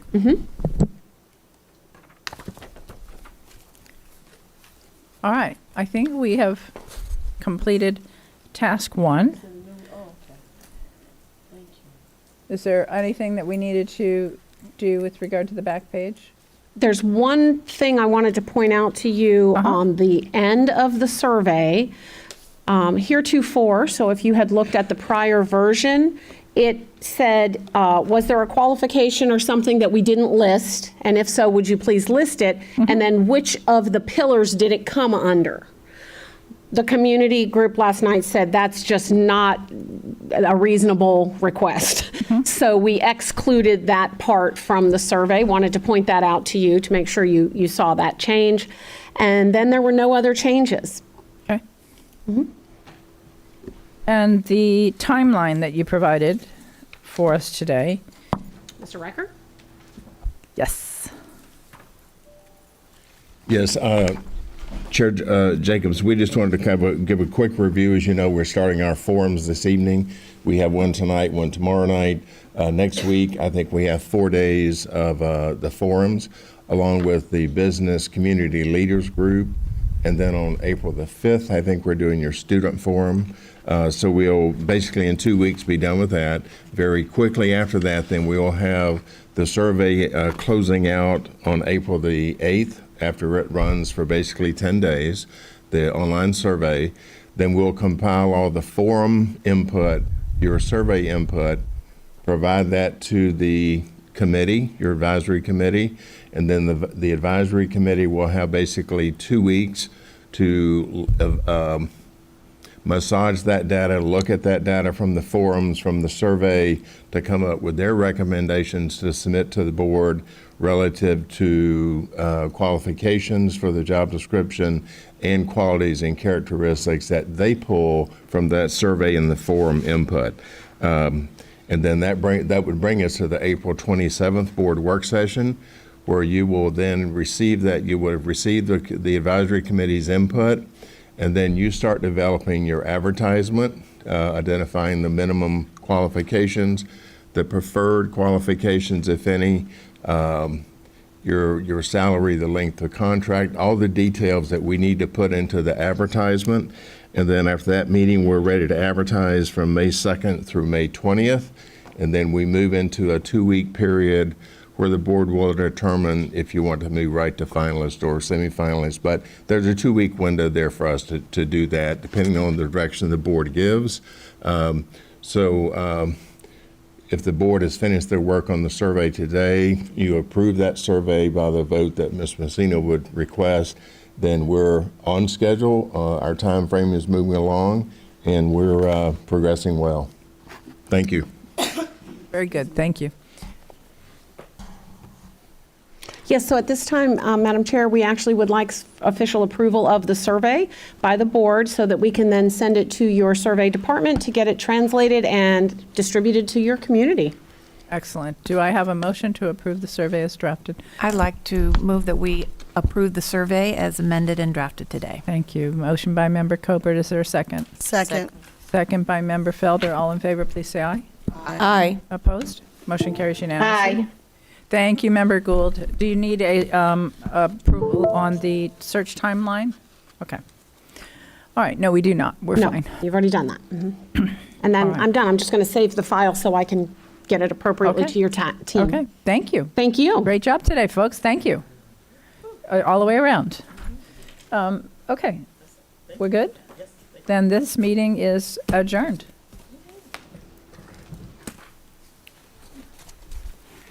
Have a good afternoon, everybody. Thank you.